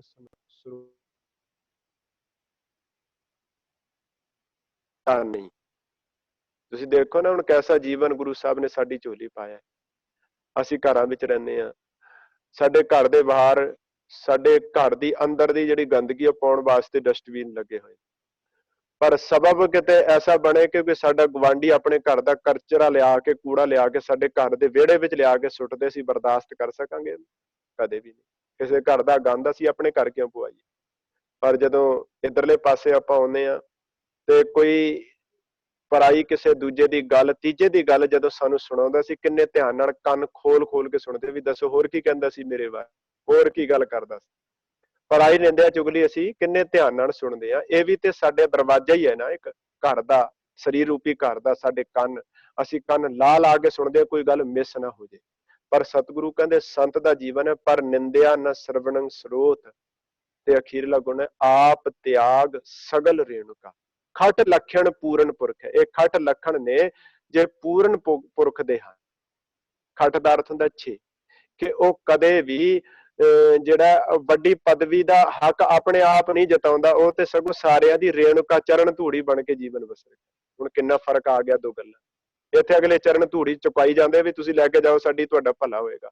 ਤੇ ਗੁਰੂ ਅਰਜਨ ਸਾਹਿਬ ਕਹਿੰਦੇ ਉਹ ਪਰਸਨੈਲਿਟੀ ਦਾ ਸੁਭਾਅ ਹੈ ਕਿ ਉਹ ਚਰਨ ਧੂੜੀ ਬਣ ਕੇ ਰਹਿੰਦਾ। ਉਹ ਤੇ ਅਰਦਾਸ ਕਰਦਾ, ਅੰਤਰਜਾਮੀ ਪੁਰਖ ਵਿਦਾਤੇ ਸ਼ਰਧਾ ਮਨ ਕੀ ਪੂਰੇ, ਨਾਨਕ ਦਾਸ ਇਹ ਸੁਖ ਮੰਗੇ ਮੋਕੋ ਕਰ ਸੰਤਨ। ਚਰਨ ਧੂੜੀ ਦਾ ਅਰਥ ਹੈ ਨਿਮਰਤਾ ਵਿੱਚ ਜੀਵਨ ਬਸਰ ਕਰ। ਬਹੁਤੇ ਸ਼ਬਦ ਗੁਰਬਾਣੀ ਵਿੱਚ ਐਸੇ ਨੇ ਜਿਹੜੇ ਆਪਣੀ ਸਵਾਰਥ ਦੀ ਪੂਰਤੀ ਲਈ ਵਰਤੇ ਗਏ। ਜਿਵੇਂ ਹੁਣ ਜਦੋਂ ਚਰਨ ਧੂੜੀ ਸ਼ਬਦ ਆਇਆ ਤੇ ਉਹਨੂੰ ਸਰੀਰਕ ਰੂਪ ਵਿੱਚ ਜੋੜ ਲਿਆ। ਐਸੇ ਕਿੰਨੇ ਬਚਨ ਨੇ ਜਿਹੜੇ ਸੰਬੋਲਕ ਰੂਪ ਵਿੱਚ ਗੁਰਬਾਣੀ ਵਿੱਚ ਆਪਾਂ ਪੜ੍ਹਦੇ ਹਾਂ। ਇੱਕ ਬਚਨ ਆਉਂਦਾ ਬਾਣੀ ਵਿੱਚੋਂ ਕਿ ਕੇਸਾਂ ਕਾਕਰ ਚਵਰ ਢੁਲਾਵਾ ਚਰਨ ਧੂੜ ਮੁਖ ਲਾਈ। ਹੁਣ ਚਰਨ ਧੂੜ ਮੁਖ ਲਾਈ ਤੇ ਪੁਗਾ ਦਿੱਤਾ ਵੀ ਕਿਸੇ ਦੇ ਚਰਨਾਂ ਦੀ ਧੂੜੀ ਚੁੱਕੀ ਤੇ ਮੱਥੇ ਨੂੰ ਲਾ ਲਈ। ਪਰ ਕਦੇ ਤੁਸੀਂ ਕਿਸੇ ਨੂੰ ਦੇਖਿਆ ਵੀ ਗੁਰੂ ਗ੍ਰੰਥ ਸਾਹਿਬ ਦੀ ਹਜ਼ੂਰੀ ਵਿੱਚ ਕਿਸੇ ਨੇ ਕੇਸ ਖਿਲਾਰੇ ਹੋਣ ਤੇ ਚੌਰ ਸਾਹਿਬ ਕਰ ਰਿਹਾ ਹੋਵੇ? ਕਿਸੇ ਨੇ ਕੀਤਾ ਕਦੇ? ਕਦੇ ਵੀ ਨਹੀਂ ਕੀਤਾ। ਤੇ ਪਰ ਇੱਥੇ ਤਾਂ ਪਹਿਲੀ ਪੰਕਤੀ ਇਹ ਕਹਿੰਦੀ ਕੇਸਾਂ ਕਾ ਕਰ ਚਵਰ ਢੁਲਾਵਾ। ਇਹਦਾ ਮਤਲਬ ਇਹ ਸੰਬੋਲਕ ਰੂਪ ਵਿੱਚ ਸ਼ਬਦਾਂ ਨੂੰ ਵਰਤਿਆ ਗਿਆ ਹੈ ਕਿ ਨਿਮਰਤਾ ਵਿੱਚ ਜੀਵਨ ਬਸਰ ਕਰਨਾ, ਐਸਾ ਜੀਵਨ ਜ਼ਿੰਦਗੀ ਵਿੱਚ ਹੰਡਾਉਣਾ, ਜਿਨ੍ਹਾਂ ਨੂੰ ਅਸੀਂ ਜਿੱਥੇ ਸਾਨੂੰ ਫਿੱਟ ਬੈਠੇ ਸ਼ਬਦ ਉੱਥੇ ਬਾਹਰੀ ਅਰਥ ਕਰ ਦਿੱਤੇ, ਤੇ ਜਿੱਥੇ ਸਾਡੇ ਹਿਸਾਬ ਨਾਲ ਫਿੱਟ ਨਹੀਂ ਉੱਥੇ ਅਸੀਂ ਸ਼ਾਰਟਕਟ ਮਾਰੇ। ਹੁਣ ਤੁਸੀਂ ਦੇਖੋ ਨਾ ਡੇਰਿਆਂ ਵਿੱਚ ਸੌਫਟ ਜੇ ਸ਼ਬਦ ਕੱਢ ਕੇ ਗੁਰੂ ਗ੍ਰੰਥ ਸਾਹਿਬ ਦੇ ਖਾਸ ਉਹਨਾਂ ਦਾ ਹੀ ਕੀਰਤਨ ਹੁੰਦਾ ਹੈ, ਉਹਨਾਂ ਦੀ ਵਿਚਾਰ ਹੁੰਦੀ ਹੈ, ਉਹਨਾਂ ਨੂੰ ਤੋੜ ਮੜੋੜ ਕੇ ਪੇਸ਼ ਕੀਤਾ ਜਾਂਦਾ। ਤੇ ਭੋਲੇ ਭਾਲੇ ਲੋਕ ਸਮਝਦੇ ਵੀ ਲੈ ਬਾਬਾ ਜੀ ਜਦੋਂ ਬਾਣੀ ਵਿੱਚ ਹੀ ਕਹਿ ਰਿਹਾ ਗੁਰੂ ਗ੍ਰੰਥ ਸਾਹਿਬ ਵਿੱਚ, ਫਿਰ ਭੁਲੇਖਾ ਹੀ ਕੋਈ ਨਹੀਂ ਰਹਿ ਗਿਆ, ਫਿਰ ਤੇ ਭਰਮ ਹੀ ਕੋਈ ਨਹੀਂ ਰਹਿ ਗਿਆ। ਪਰ ਜਿਹੜੇ ਭਗਤ ਕਬੀਰ ਸਾਹਿਬ ਵਰਗਿਆਂ ਨੇ ਕ੍ਰਾਂਤੀਕਾਰੀ ਸ਼ਬਦ ਗੁਰੂ ਸਾਹਿਬ ਨੇ ਹੋਰ ਸ਼ਬਦ ਬਾਣੀ ਵਿੱਚ ਸਮੁੱਚਾ ਕਨਸੈਪਟ ਕਲੀਅਰ ਕਰਨ ਲਈ ਸਾਡੀ ਝੋਲੀ ਪਾਇਆ, ਉਹਨਾਂ ਦੀ ਗੱਲ ਗੁਰੂ ਗ੍ਰੰਥ ਸਾਹਿਬ ਵਿੱਚ ਨਹੀਂ ਕੀਤੀ, ਉਹਨਾਂ ਦੀ ਗੱਲ ਇਹਨਾਂ ਡੇਰਿਆਂ ਵਿੱਚ ਨਹੀਂ ਕੀਤੀ ਜਾਂਦੀ। ਇਸ ਲਈ ਸਾਧ ਸੰਗਤ ਜੀ, ਸਾਨੂੰ ਸੁਚੇਤ ਹੋਣ ਦੀ ਜ਼ਰੂਰਤ ਹੈ ਕਿ ਕੋਈ ਵੀ ਸਾਨੂੰ ਲੁੱਟ ਨਾ ਸਕੇ। ਧਰਮ ਦੀ ਦੁਨੀਆ ਹੋਵੇ, ਰਾਜਨੀਤਿਕ ਜੀਵਨ ਹੋਵੇ, ਧਾਰਮਿਕ ਜੀਵਨ ਹੋਵੇ, ਸਮਾਜਿਕ ਜੀਵਨ ਹੋਵੇ, ਪਰਿਵਾਰਕ ਜੀਵਨ, ਇੱਕ ਇੱਕ ਵਿਸ਼ਾ ਛੋਹਣ ਵਾਲਾ ਹੈ ਗੁਰੂ ਗ੍ਰੰਥ ਸਾਹਿਬ ਜੀ ਦੀ ਪਾਵਨ ਬਾਣੀ ਵਿੱਚੋਂ। ਔਰ ਬੜੀ ਪਿਆਰੀ ਅਗਵਾਈ ਸਤਿਗੁਰੂ ਦੀ ਬਾਣੀ ਵਿੱਚੋਂ ਅਸੀਂ ਲੈ ਸਕਦੇ ਹਾਂ ਜਦੋਂ ਸਮੁੱਚੇ ਸਿਧਾਂਤਾਂ ਨੂੰ ਸਮਝਣ ਦੀ ਕੋਸ਼ਿਸ਼ ਕਰਦੇ ਹਾਂ।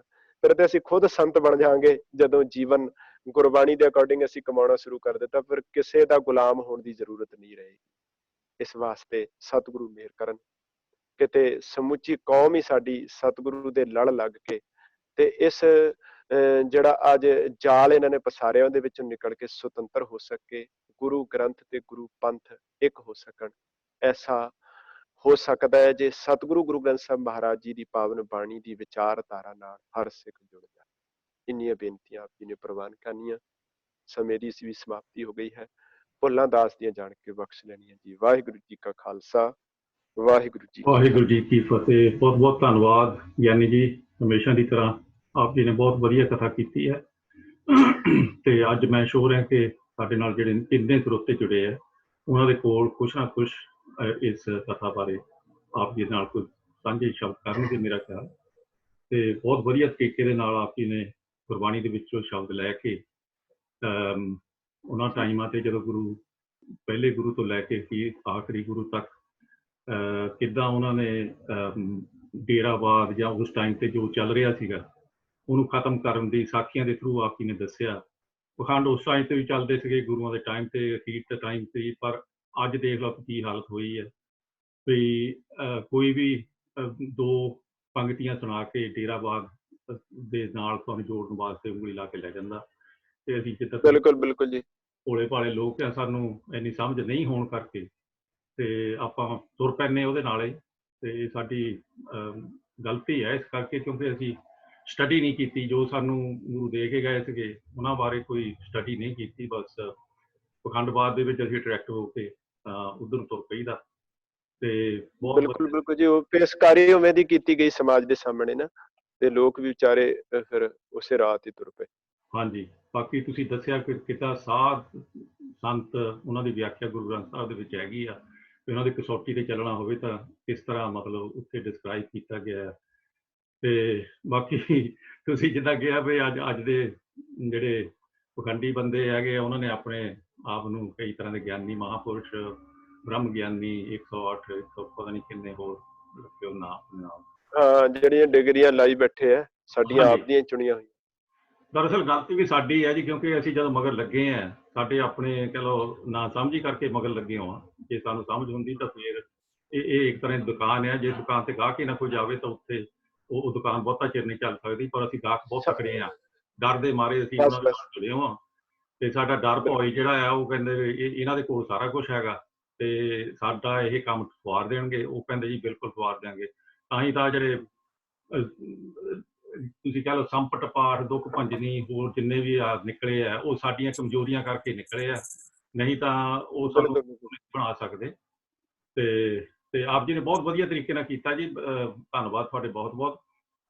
ਇਹ ਤੋਂ ਪਹਿਲਾਂ ਕਿ ਅਸੀਂ ਆਪਣੇ ਸਰੋਤਿਆਂ ਨੂੰ ਪੁੱਛੀਏ, ਮੈਂ ਧੰਨਵਾਦ ਕਰਨਾ ਚਾਹੁੰਦਾ ਜੀ ਇੱਕ ਦੋ ਆਪਣੇ ਹੈਗੇ। ਧੰਨਵਾਦ ਰਿਸ਼ਪਾਲ ਕੌਰ ਜੀ ਦਾ, ਉਹਨਾਂ ਨੇ ਵੀ ਆਪਣੀ ਜਿਹੜੀ ਇਸ ਵੇਲੇ ਚੱਲ ਰਹੀ ਹੈ ਸੇਵਾ NHS ਵਾਸਤੇ, ਜਿਹੜਾ ਸਾਡੇ ਨੌਜਵਾਨ ਬੱਚੇ ਆ ਉਹਨਾਂ ਨੇ ਸ਼ੁਰੂ ਕੀਤਾ ਹੈ ਕੰਮ ਬੁਲਿਚ ਗੁਰਦੁਆਰੇ ਦੇ through, national health service Woolwich hospital ਤੇ Greenwich hospital, sorry Lewisham hospital, ਦੋਵਾਂ ਵਾਸਤੇ ਹਰ ਰੋਜ਼ ਉਹ ਖਾਣਾ ਬਣਾ ਕੇ 50-50, 100-100 ਯਾਨੀ ਕੰਟੇਨਰ ਦਿੰਦੇ ਫੂਡ।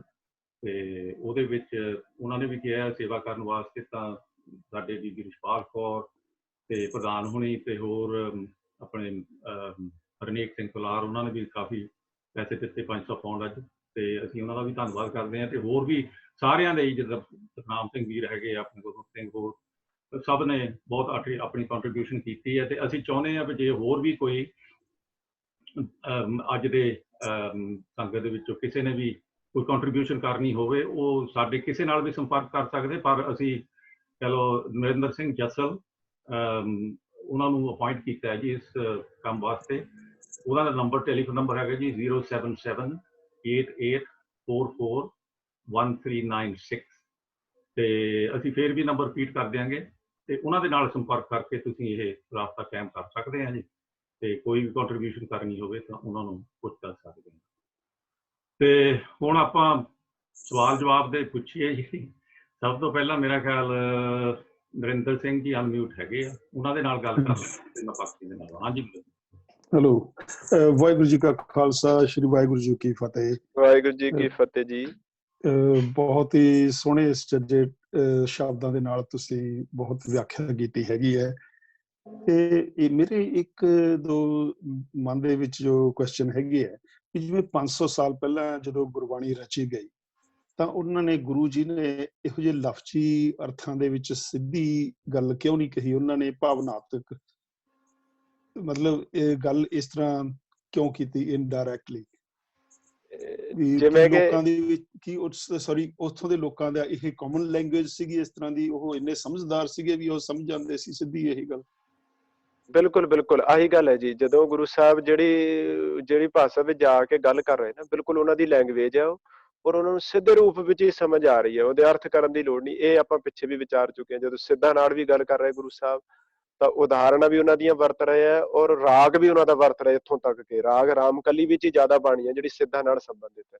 ਰਾਮਕਲੀ ਰਾਗ ਜਿਹੜਾ ਜੋਗੀਆਂ ਦਾ ਹੀ ਰਾਗ ਸੀ ਪ੍ਰੋਪਰ ਹੀ, ਸਤਿਗੁਰੂ ਨੇ ਉਸੇ ਰਾਗ ਵਿੱਚ ਹੀ, ਤੇ ਉਹਨਾਂ ਦੀ ਭਾਸ਼ਾ ਵਿੱਚ ਉਹਨਾਂ ਦੀਆਂ ਨਿਸ਼ਾਨੀਆਂ, ਜਿੱਦਾਂ ਉਹਦੇ ਵਿੱਚ ਮੁੰਦਰਾ ਪਾਉਂਦੇ ਆ ਕੰਨਾਂ ਵਿੱਚ, ਉਹਦੀ ਗੱਲ ਆਏਗੀ। ਝੋਲੀ ਰੱਖਦੇ ਆ, ਖਿੰਥਾ ਇਤਆਦਿਕ ਉਹਨਾਂ ਦੀਆਂ ਉਦਾਹਰਨਾਂ ਦਿੱਤੀਆਂ। ਤੇ ਜਦੋਂ ਗੁਰੂ ਸਾਹਿਬ ਇੱਕ ਕਾਜੀ ਦੇ ਅੱਗੇ ਬੈਠੇ, ਹਾਂਜੀ ਹਾਂਜੀ ਮਤਲਬ ਆਮ ਲੋਕ ਇਹ ਲੈਂਗੁਏਜ ਉਦੋਂ ਕਾਮਨ ਸੀਗੀ, ਇਹ ਸਮਝ ਲੈਂਦੇ ਸੀ। ਹਾਂ, ਜਿਹੜੀ ਜਗ੍ਹਾ ਜਾ ਕੇ ਗੁਰੂ ਸਾਹਿਬ ਜੀ ਦੇ ਨਾਲ ਗੱਲ ਕਰ ਰਹੇ ਉਸੇ ਲੈਂਗੁਏਜ ਵਿੱਚ ਗੱਲ ਕਰ ਰਹੇ। ਜਦੋਂ ਫਾਰਸੀ ਸਾਹਮਣੇ ਕਾਜੀ ਬੈਠਾ, ਮਹਾਰਾਜ ਨੂੰ ਕਹਿੰਦੇ ਯਾ ਕਰਜ਼ ਗੁਫਤਮ ਪੇਸ਼ ਤੋਂ ਦਰਗੋਸ਼ ਕੁਨ ਕਰਤਾਰ। ਹੁਣ ਅਰਜ਼, ਇਹ ਸਭ ਗੱਲਾਂ ਉਹਨੂੰ ਸਮਝਾਉਣ ਦੀ ਲੋੜ ਨਹੀਂ ਹੈ। ਉਹ ਤੇ ਆਲਰੇਡੀ ਫਾਰਸੀ ਤੋਂ ਜਾਣੂ ਹੈ ਕਿਉਂਕਿ ਉਹਦੀ ਮਾਤਰ ਭਾਸ਼ਾ ਹੈ। ਉਹਨਾਂ ਗੱਲਾਂ ਨੂੰ ਸੌਖੇ ਹੀ ਸਮਝ ਰਿਹਾ। ਮੈਨੂੰ ਇਵੇਂ ਲੱਗਦਾ ਵੀ ਉਹਦੀ ਵਿਆਖਿਆ ਕਰਨ ਦੀ ਗੁਰੂ ਸਾਹਿਬ ਨੂੰ ਲੋੜ ਹੀ ਨਹੀਂ ਪਈ। ਉਹ ਗੱਲ ਨੂੰ ਸੌਖੇ ਢੰਗ ਨਾਲ ਸਮਝ ਗਏ। ਹਾਂਜੀ, ਮਿਹਰਬਾਨੀ ਜੀ, ਮਿਹਰਬਾਨੀ, ਥੈਂਕ ਯੂ ਜੀ। ਮੈਂ ਬੇਨਤੀ ਇਹ ਕਰੂੰਗਾ ਜੀ ਕਿ ਜਿੰਨੇ ਸਾਡੇ ਨਾਲ ਜੁੜੇ ਸੀ ਨਾ, ਜਿਨ੍ਹਾਂ ਨੇ ਵੀ ਕੋਈ ਸਵਾਲ ਪੁੱਛਣਾ ਹੈਗਾ ਜੀ, ਉਹ ਆਪਣੇ ਆਪ ਨੂੰ ਅਨਮਿਊਟ ਕਰ ਲਓ। ਮੈਂ ਸਕਰੀਨ ਤੇ ਦੇਖ ਕੇ ਉਹਨਾਂ ਨੂੰ ਅਗਲਾ ਕਹਿ ਸਕਦਾ ਕਿ ਤੁਸੀਂ ਆ ਜਾਓ। ਤੇ ਇਸ ਵੇਲੇ ਮੈਂ ਸਤਨਾਮ ਸਿੰਘ ਜੀ ਅਨਮਿਊਟ ਹੈਗੇ ਆ, ਉਹਨਾਂ ਨੂੰ ਮੈਂ ਕਹਿਣਾ ਕਿ ਤੁਸੀਂ ਆਪਣੇ ਕਰੋ ਗੱਲ। ਵਾਹਿਗੁਰੂ ਜੀ ਕਾ ਖਾਲਸਾ, ਵਾਹਿਗੁਰੂ ਜੀ ਕੀ ਫਤਿਹ। ਗਿਆਨੀ ਜੀ, ਵਾਹਿਗੁਰੂ ਜੀ ਕੀ ਫਤਿਹ ਜੀ। ਬਹੁਤ ਹੀ ਸਜੇ ਢੰਗ ਨਾਲ ਤੁਸੀਂ ਬਹੁਤ ਕਥਾ ਕੀਤੀ ਆ। ਤੇ ਜਿਸ ਤਰ੍ਹਾਂ ਮਿੱਟੀ ਧੁੰਦ ਜਗ ਚਾਨਣ ਹੋਆ, ਅਜੇ ਵੀ ਧੁੰਦ 'ਚ ਲਪੇਟੇ ਹੋਏ ਕਈ ਲੋਕ ਸੰਗਤ ਵਿੱਚ ਵਿਚਰ ਰਹੇ ਆ। ਬਹੁਤ ਹੈ। ਤੇ ਜਿਹੜੇ 6 ਲੱਛਣ ਦੱਸਿਆ, ਜੇ 6 ਲੱਛਣਾਂ ਦਾ ਪਰ ਇਹਨਾਂ ਨੂੰ ਆਪਣੇ ਜੀਵਨ 'ਚ ਉਤਾਰ ਲਿਆ ਜਾਵੇ ਤਾਂ ਵਾਕਿਆ ਹੀ ਸੰਤ ਦਾ ਰੂਪ ਬਣ ਜਾਣਗੇ। ਉਹ ਸਾਧ ਦੇ ਸਭ। ਮੈਂ ਬੇਨਤੀ ਕਰਾਂਗਾ ਵੀ ਇਹ ਸ਼ਬਦ ਤੁਸੀਂ ਆਪ ਵੀ ਇੱਕ ਵਾਰੀ ਪੜ੍ਹੋ। ਸਲੋਕ ਸੰਸਕ੍ਰਿਤੀ ਵਿੱਚ ਹੈਗਾ ਹੈ। ਤੇ ਬਾਣੀ ਪੜ੍ਹਨ ਨੂੰ ਭਾਵੇਂ ਥੋੜੀ ਔਖੀ ਲੱਗਦੀ ਸਾਨੂੰ, ਪਰ ਉਹਦੇ ਵਿੱਚ ਬਹੁਤ ਕਲੈਰਿਟੀ ਦਿੱਤੀ ਹੈ ਗੁਰੂ ਸਾਹਿਬ ਨੇ। 5 ਵਿਕਾਰਾਂ ਦਾ ਜ਼ਿਕਰ ਕੀਤਾ ਹੈ ਕਿ ਜਿਨ੍ਹਾਂ ਵਿੱਚ ਫਸ ਕੇ ਬੰਦਾ ਕੀ। ਬਿਲਕੁਲ ਜੀ, ਬਿਲਕੁਲ ਬਿਲਕੁਲ ਜੀ। ਇਹਨਾਂ 6 ਲੱਛਣਾਂ ਦੇ ਵਿੱਚ ਜੀ ਸਾਰਾ ਕੁਝ ਆਪ ਨੇ ਬਿਆਨ ਕਰ ਦਿੱਤਾ। ਉਹੀ ਸੰਤ ਜੀਵਨ ਹੈ ਜੀ। ਬਿਲਕੁਲ ਬਿਲਕੁਲ ਜੀ। ਭੁਲੇਖਾ ਹੀ ਨਹੀਂ ਰਹਿ ਗਿਆ ਕੋਈ ਵੀ ਕਿ ਕੋਈ ਪਹਿਰਾਵੇ ਦੇ ਮਗਰ ਆਪਾਂ ਲੱਗੀਏ ਜਾਂ ਕਿਸੇ ਦੀ ਖੁਰਾਕ ਨੂੰ ਦੇਖ ਕੇ ਜਾਂ ਹੋਰ ਕਿਸੇ ਦੇ ਉੱਠਣ ਬੈਠਣ ਨੂੰ ਦੇਖ ਕੇ ਨਿਰਣਾ ਕਰ ਲਈਏ ਵੀ ਇਹ ਸੰਤ ਬਣ ਗਿਆ। ਬਿਲਕੁਲ ਜੀ, ਠੀਕ। ਥੈਂਕ ਯੂ ਜੀ, ਬਹੁਤ ਬਹੁਤ ਧੰਨਵਾਦ ਜੀ ਆਪਦਾ। ਪ੍ਰਧਾਨ ਜੀ, ਇਹ ਤੋਂ ਪਹਿਲਾਂ ਮੈਂ ਤੁਹਾਡੇ ਕੋਲ ਆਵਾਂ, ਸਾਡੇ ਨਾਲ ਹੈਗੇ ਆ ਗੈਲੈਕਸੀ ਟੈਬ S2 ਤੇ ਉਹਨਾਂ ਨੇ ਅਨਮਿਊਟ ਕੀਤਾ। ਪਲੀਜ਼ ਆ ਜਾਓ। ਗੈਲੈਕਸੀ ਟੈਬ S2 ਨਾਂ ਨਹੀਂ ਹੈਗਾ ਉਹਦੇ ਕੋਲ ਕੋਈ ਵੀ। ਤੁਸੀਂ ਅਨਮਿਊਟ ਹੋਏ ਆ, ਪਲੀਜ਼ ਆ ਜਾਓ। ਹਾਂਜੀ, ਕਰੋ ਗੱਲ। ਮੇਰਾ ਤਾਂ ਨਹੀਂ ਹੈ, ਮੇਰਾ ਤਾਂ ਨਹੀਂ ਹੈ ਕਿ ਤੁਹਾਡਾ ਹੀ ਹੈ ਜੀ। ਤੁਸੀਂ ਬਦਲ ਲਿਆ ਹੈ। ਅੱਛਾ ਅੱਛਾ, ਮੈਂ ਫਿਰ ਇਹ ਅੱਜ ਮੈਂ ਟੈਬਲੇਟ ਦੇ ਉੱਤੇ ਮੇਰਾ ਨਾਂ ਨਹੀਂ ਪਾਇਆ ਹੋਇਆ ਤਾਂ ਕਰਕੇ ਹੈ। ਕੋਈ ਗੱਲ ਨਹੀਂ, ਆ ਜਾਓ। ਮੈਂ ਇਹ ਪੁੱਛਣਾ ਸੀ, ਇਹ ਕਦੀ ਚਾਂਸ ਹੋਊਗਾ ਕਿ ਕਦੀ ਡੇਰੇ ਜਿਹੜੇ ਆ ਚੁੱਕੇ ਜਾਣਗੇ? ਚਾਂਸ ਜੀ ਬਿਲਕੁਲ ਅਸੀਂ ਬਣਾ ਸਕਦੇ ਹਾਂ ਚਾਂਸ। ਅਸੀਂ ਆਪ ਹੀ, ਕੁਦਰਤੀ ਗੱਲ ਹੁੰਦੀ ਹੈ। ਇੱਕ ਦੁਕਾਨ ਜਿਹੜੀ ਹੈ, ਮੈਂ ਕਹਿੰਦਾ ਸੁਨਿਆਰੇ ਨੇ ਇੱਕ ਦੁਕਾਨ ਪਾ ਲਈ ਮਾਰਕੀਟ 'ਚ, ਜੇ 4 ਦਿਨ ਗਰਾਕ ਨਾ ਜਾਣ 5ਵੇਂ ਦਿਨ ਤੇ ਆਪ ਹੀ ਚੱਕੇ ਜਾਣਾ ਕੰਮ ਦਾ। ਪਰ ਜਿਨ੍ਹਾਂ ਨੂੰ ਮੈਂ ਜਾਣਦੀ ਆ ਉਹ ਉਹਨਾਂ ਨੂੰ ਜਦੋਂ ਸਮਝਾਉਣ ਦੀ ਕੋਸ਼ਿਸ਼ ਕਰਦੇ ਆ, ਉਹ ਕਹਿੰਦੇ ਲੈ ਬਿਨਾਂ ਪੜ੍ਹਿਆ ਬਿਨਾਂ ਆਹ ਕੀਤਿਆਂ ਤੁਹਾਨੂੰ ਇੰਨਾ ਕੁਛ ਸਮਝਾਉਂਦੇ ਆ, ਇਤਿਹਾਸ ਦੱਸਦੇ ਆ, ਤੁਹਾਨੂੰ ਕਈ ਕੁਛ ਦੱਸਦੇ ਆ, ਕੀ ਮਾੜਾ। ਤੇ ਉਹਨਾਂ ਉਹ ਤੇ ਬੜਾ ਉਹ ਤੇ ਸਿੱਧੇ ਰੂਪ ਵਿੱਚ ਤੁਸੀਂ ਆਪ ਗੁਰੂ ਗ੍ਰੰਥ ਸਾਹਿਬ ਨੂੰ ਸਮਝ ਰਹੇ ਹੋ। ਸਾਡੀ ਕੌਮ ਦੇ ਜਿਹੜੇ ਪ੍ਰਚਾਰਕ ਨੇ ਉਹ ਵੀ ਦੱਸ ਰਹੇ ਆ, ਪਰ ਉਹਦੇ ਜ਼ਰੀਏ ਅਗਲੇ ਜਦੋਂ ਗੁਰੂ ਗ੍ਰੰਥ ਸਾਹਿਬ ਨੂੰ ਪਾਸੇ ਕਰਕੇ ਫਿਰ ਆਪਣੇ ਨਾਲ ਜੋੜ ਲੈਂਦੇ ਆ। ਉਹੀ ਰੂਪ ਵਰਤਿਆ ਜਾ ਰਿਹਾ ਜਿਹੜਾ ਸਮਾਜ ਵਿੱਚ ਅਸੀਂ ਦੇਖ ਰਹੇ ਹਾਂ। ਜਿਹੜੇ ਸਵਾਮੀਆਂ ਦੇ ਨਾਲ ਮੈਨੂੰ ਥੋੜੇ ਜਿਹੇ ਲੋਕ ਜਾਣਦੇ ਆ, ਉਹ ਤੇ ਇੰਨੇ ਪੱਕੇ ਆ, ਤੁਸੀਂ ਰਾਧਾ ਸਵਾਮੀਆਂ ਦੀ ਗੱਲ ਜਰਾ ਉਹਨਾਂ ਨੂੰ ਕੁਝ ਕਹਿ ਦੋ ਤਾਂ ਉਹ ਉਹਨਾਂ ਨੂੰ ਇੰਝ ਲੱਗਦਾ ਕਿ ਬਸ ਇਹਨੂੰ ਹੁਣ ਦੁਬਾਰਾ ਦੀ ਸ਼ਕਲ ਨਾ ਦੇਖਾ। ਇਹ ਤੇ ਹੁਣ ਬਿਲਕੁਲ, ਨਾਲੇ ਆਪਾਂ ਤੇ ਸਿਰਫ ਇੱਕ ਸੱਚ ਦੀ ਗੱਲ ਜਿਹੜੀ ਹੈ ਨਾ ਸਾਹਮਣੇ ਰੱਖ ਸਕਦੇ ਆ। ਕਿਸੇ ਦੇ ਜੀਵਨ 'ਚ ਬਦਲਾਵ ਆਣਾ ਇਹ ਉਹਦੇ ਆਪਣੇ ਨਿੱਜ ਉੱਤੇ ਹੈ। ਜਦੋਂ ਤੱਕ ਬੰਦਾ ਆਪ ਨਹੀਂ ਤਿਆਰ ਹੋਊਗਾ, ਜੇ ਸੱਚਾਈ ਨੂੰ ਜਾਣ ਕੇ ਅੱਖਾਂ ਬੰਦ ਕਰਕੇ ਬੈਠਾ, ਉਹਦੇ ਲਈ ਕੁਝ ਨਹੀਂ ਕੀਤਾ ਜਾ ਸਕਦਾ ਜੀ। ਉਹਨਾਂ ਨੂੰ ਜਦੋਂ ਵੀ ਮੈਂ ਕੁਝ ਕਹਿੰਨੀ, ਆਪਣੀ ਕਜ਼ਨ ਹੈ ਮੇਰੀ ਇੱਕ, ਉਹ ਸਾਰੀ ਫੈਮਿਲੀ, ਉਹ ਜਦੋਂ ਦੀ ਸ਼ਾਦੀ ਹੋਈ ਉਹਦੀ ਸਾਰੀ ਫੈਮਿਲੀ ਸਹੁਰੇ ਜਾਂਦੇ ਸੀ ਨਾਲ ਹੀ। ਜਦੋਂ ਵੀ ਉਹਨੂੰ ਮੈਂ ਕੁਝ ਕਹਿੰਨੀ, ਕਹਿੰਦੀ ਤੂੰ ਹੁਣ ਇਹ ਗੱਲਾਂ ਛੱਡ ਦੇ, ਇਹ ਤਾਂ ਹੁਣ ਸੁਣੀਆਂ। ਥੈਂਕ ਯੂ ਜੀ। ਕਮੇਟੀਆਂ ਜੀ ਉਹਨਾਂ ਨੂੰ ਐਗਜ਼ਾਮਪਲ ਦਿੰਦੇ ਰਹੋ ਇੰਡੀਆ ਦੇ ਜਿਹੜੇ ਬਾਬਾ ਜੀ ਨੇ, ਆਸਾਰਾਮ ਬਾਪੂ ਔਰ ਇਹ ਔਰ ਉਹ, ਪਤਾ ਲੱਗ ਜਾਏਗਾ। ਉਹ ਮੈਂ ਗੱਲ ਕਲੀਅਰ ਕਰ ਚੁੱਕਿਆ ਜੀ ਵਿੱਚ ਹੀ ਕਿ ਐਗਜ਼ਾਮਪਲ ਤਾਂ ਟੀਵੀ ਦੇ ਰਿਹਾ ਤੁਹਾਨੂੰ, ਰੋਜ਼ ਨਿਊਜ਼ ਦੇ ਰਹੀ ਹੈ ਸਾਰਾ ਕੁਝ, ਪਰ ਕੋਈ ਉਦਾਹਰਨ ਨਹੀਂ। ਉਹਨਾਂ ਨੂੰ ਡੇਰੇ ਵਾਲੇ ਉਹ ਕਹਿ ਦਿੰਦੇ ਦੇਖੋ ਫਿਰ ਅਕਾਲ ਤਖਤ ਤੇ ਕੀ ਹੋ ਰਿਹਾ, ਉਹ ਉਹਨਾਂ ਨੂੰ ਏਦਾਂ ਕਹਿ ਦਿੰਦੇ ਅੱਗੇ। ਉਹਨੂੰ ਵੀ ਅਸੀਂ ਗਲਤ ਕਹਿ ਰਹੇ, ਅਸੀਂ ਕਿਹੜਾ ਉਹਦੀ ਹਿਮਾਇਤੀ ਭਰ ਰਹੇ ਹਾਂ। ਬਿਲਕੁਲ ਕੋਈ ਵੀ ਕਰ ਰਿਹਾ। ਹਾਂਜੀ ਦੇਖੋ ਜਿਹੜੀ ਗੱਲ ਗਲਤ ਹੈ ਜੀ, ਉਹਨੂੰ ਗਲਤ ਨੂੰ ਗਲਤ ਹੀ ਕਹਿਣਾ ਚਾਹੀਦਾ। ਔਰ ਤੁਸੀਂ ਕਹਿ ਵੀ ਰਹੇ ਆ, ਸਾਰੇ ਜਣੇ ਆਪਣਾ ਜ਼ੋਰ ਲਾ ਰਹੇ ਆ, ਪਰ ਆਈ ਥਿੰਕ ਸਾਨੂੰ ਸਭ ਤੋਂ ਪਹਿਲਾਂ ਆਪਣੇ ਆਪ ਨੂੰ ਮਨਾਉਣ ਦੀ ਕੋਸ਼ਿਸ਼ ਕਰੋ। ਸਾਡੇ ਜਿਹੜੀ ਵਿਚਾਰ ਸਾਂਝੀ ਕੀਤੀ ਹੈ, ਉਹ ਵੀ ਸਾਰੀ ਗੁਰਬਾਣੀ ਦੇ ਚਾਨਣ ਵਿੱਚ। ਇਹਦੇ ਵਿੱਚ ਮੇਰੀ, ਤੁਹਾਡੀ ਜਾਂ ਕਿਸੇ ਦੂਜੇ ਤੀਜੇ ਦੀ ਇੱਕ ਵੀ ਗੱਲ ਨਹੀਂ ਹੈ ਵਿੱਚੋਂ। ਇਹ ਤੇ ਇਵੇਂ ਵੀ ਜਿੱਦਾਂ ਕਿਸੇ ਦੀ ਚਿੱਠੀ ਆਈ ਤੇ ਅਗਰ ਅਗਲੇ ਨੂੰ ਨਹੀਂ ਪੜ੍ਹਨੀ ਆਉਂਦੀ, ਕਿਸੇ ਤੋਂ ਪੜਵਾ ਰਿਹਾ, ਪਰ ਪੜ੍ਹਨ ਵਾਲਾ ਜਿਹੜਾ ਇਹ ਸੋਚੇ ਵੀ ਮੈਂ ਦਾਅਵਾ ਕਰਾਂ ਇਹ ਮੇਰੇ ਵੱਲੋਂ ਹੈ, ਤੇ ਬਹੁਤ ਵੱਡਾ ਭੁਲੇਖਾ ਹੈ। ਚਿੱਠੀ ਗੁਰੂ ਸਾਹਿਬ ਦੀ ਹੈ, ਮੈਂ ਤੇ ਸਿਰਫ ਇੱਕ ਪੜ੍ਹਨ ਵਾਲਾ ਵਿਚੋਲਾ ਹੋ ਸਕਦਾ ਜਿਹੜਾ ਤੁਹਾਡੇ ਤੱਕ ਪਹੁੰਚਾ ਰਿਹਾ। ਇਹਦੇ ਵਿੱਚ ਮੇਰਾ ਕੱਖ ਵੀ ਰੋਲ ਨਹੀਂ ਹੈ। ਤੇ ਸਿੱਧਾ ਕੋਈ ਤੁਹਾਡੇ ਸਾਹਮਣੇ ਰੱਖਤਾ, ਬੇਨਤੀ ਵੀ ਕਰਤੀ ਵੀ ਤੁਸੀਂ ਉਹਨਾਂ ਸ਼ਬਦਾਂ ਦੇ ਅਰਥਾਂ ਨੂੰ ਪੜ੍ਹੋ। ਉਹਦੇ ਵਿੱਚ ਕੋਈ ਭੇਦ ਭਾਵ ਕੁਝ ਵੀ ਨਹੀਂ ਹੈਗਾ, ਸਭ ਕੁਝ ਸਾਡੇ ਸਾਹਮਣੇ ਬੜੇ ਕਲੀਅਰ ਰੂਪ ਵਿੱਚ ਪਿਆ ਹੋਇਆ। ਠੀਕ ਹੈ ਜੀ, ਸਮਝਣਾ ਵੀ ਅਸੀਂ ਆਪ ਹੀ ਹੈ ਜੀ। ਮਿਹਰਬਾਨੀ ਤੁਹਾਡੀ। ਨਿਰਮਲ ਸਿੰਘ ਜੀ ਆਓ। ਹਾਂਜੀ ਹਾਂਜੀ ਕਰੋ ਗੱਲ। ਵਾਹਿਗੁਰੂ ਜੀ ਕਾ ਖਾਲਸਾ ਤੇ ਵਾਹਿਗੁਰੂ ਜੀ ਕੀ ਫਤਿਹ ਜੀ। ਫਤਿਹ ਜੀ। ਮੈਂ ਜਾਣੀ ਕਿ ਤੁਹਾਡੇ ਖਿਆਲ ਬੜੇ ਦੱਸਿਆ, ਗੁਰੂ ਸਾਹਿਬ ਦੇ ਜੀਵਨ ਤੇ ਉਹਨਾਂ ਦੀ ਬਾਣੀ ਬਾਰੇ ਦੱਸਿਆ, ਬਹੁਤ ਸੋਹਣਾ ਕੀਤਾ ਜੀ।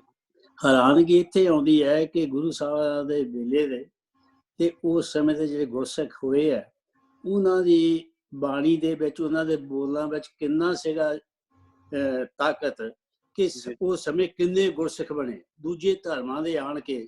ਉਹਨਾਂ ਦੇ ਇਹਨਾਂ ਦੇ ਲਫ਼ਜ਼ਾਂ ਦੇ, ਇਹਨਾਂ ਦੇ ਗਿਆਨ ਦੇ ਮੁਤਾਬਕ, ਪ੍ਰਚਾਰ ਦੇ ਮੁਤਾਬਕ ਲੱਖਾਂ ਦੇ ਹਿਸਾਬ ਨਾਲ ਉਹਨਾਂ ਦਿਨਾਂ ਦੇ ਵਿੱਚ ਸਿੱਖ ਫੋਲੋਅਰ ਹੋ ਗਏ ਜੀ। ਅੱਜ ਗਿਣਤੀ ਕਿੰਨੀ ਹੈ ਪ੍ਰਚਾਰਕ ਪਤਾ ਨਹੀਂ, ਮੇਰੇ ਖਿਆਲ ਕਿੰਨੇ ਗੁਰਦੁਆਰੇ ਆ, ਕਿੰਨੇ ਪ੍ਰਚਾਰਕ ਹੈ।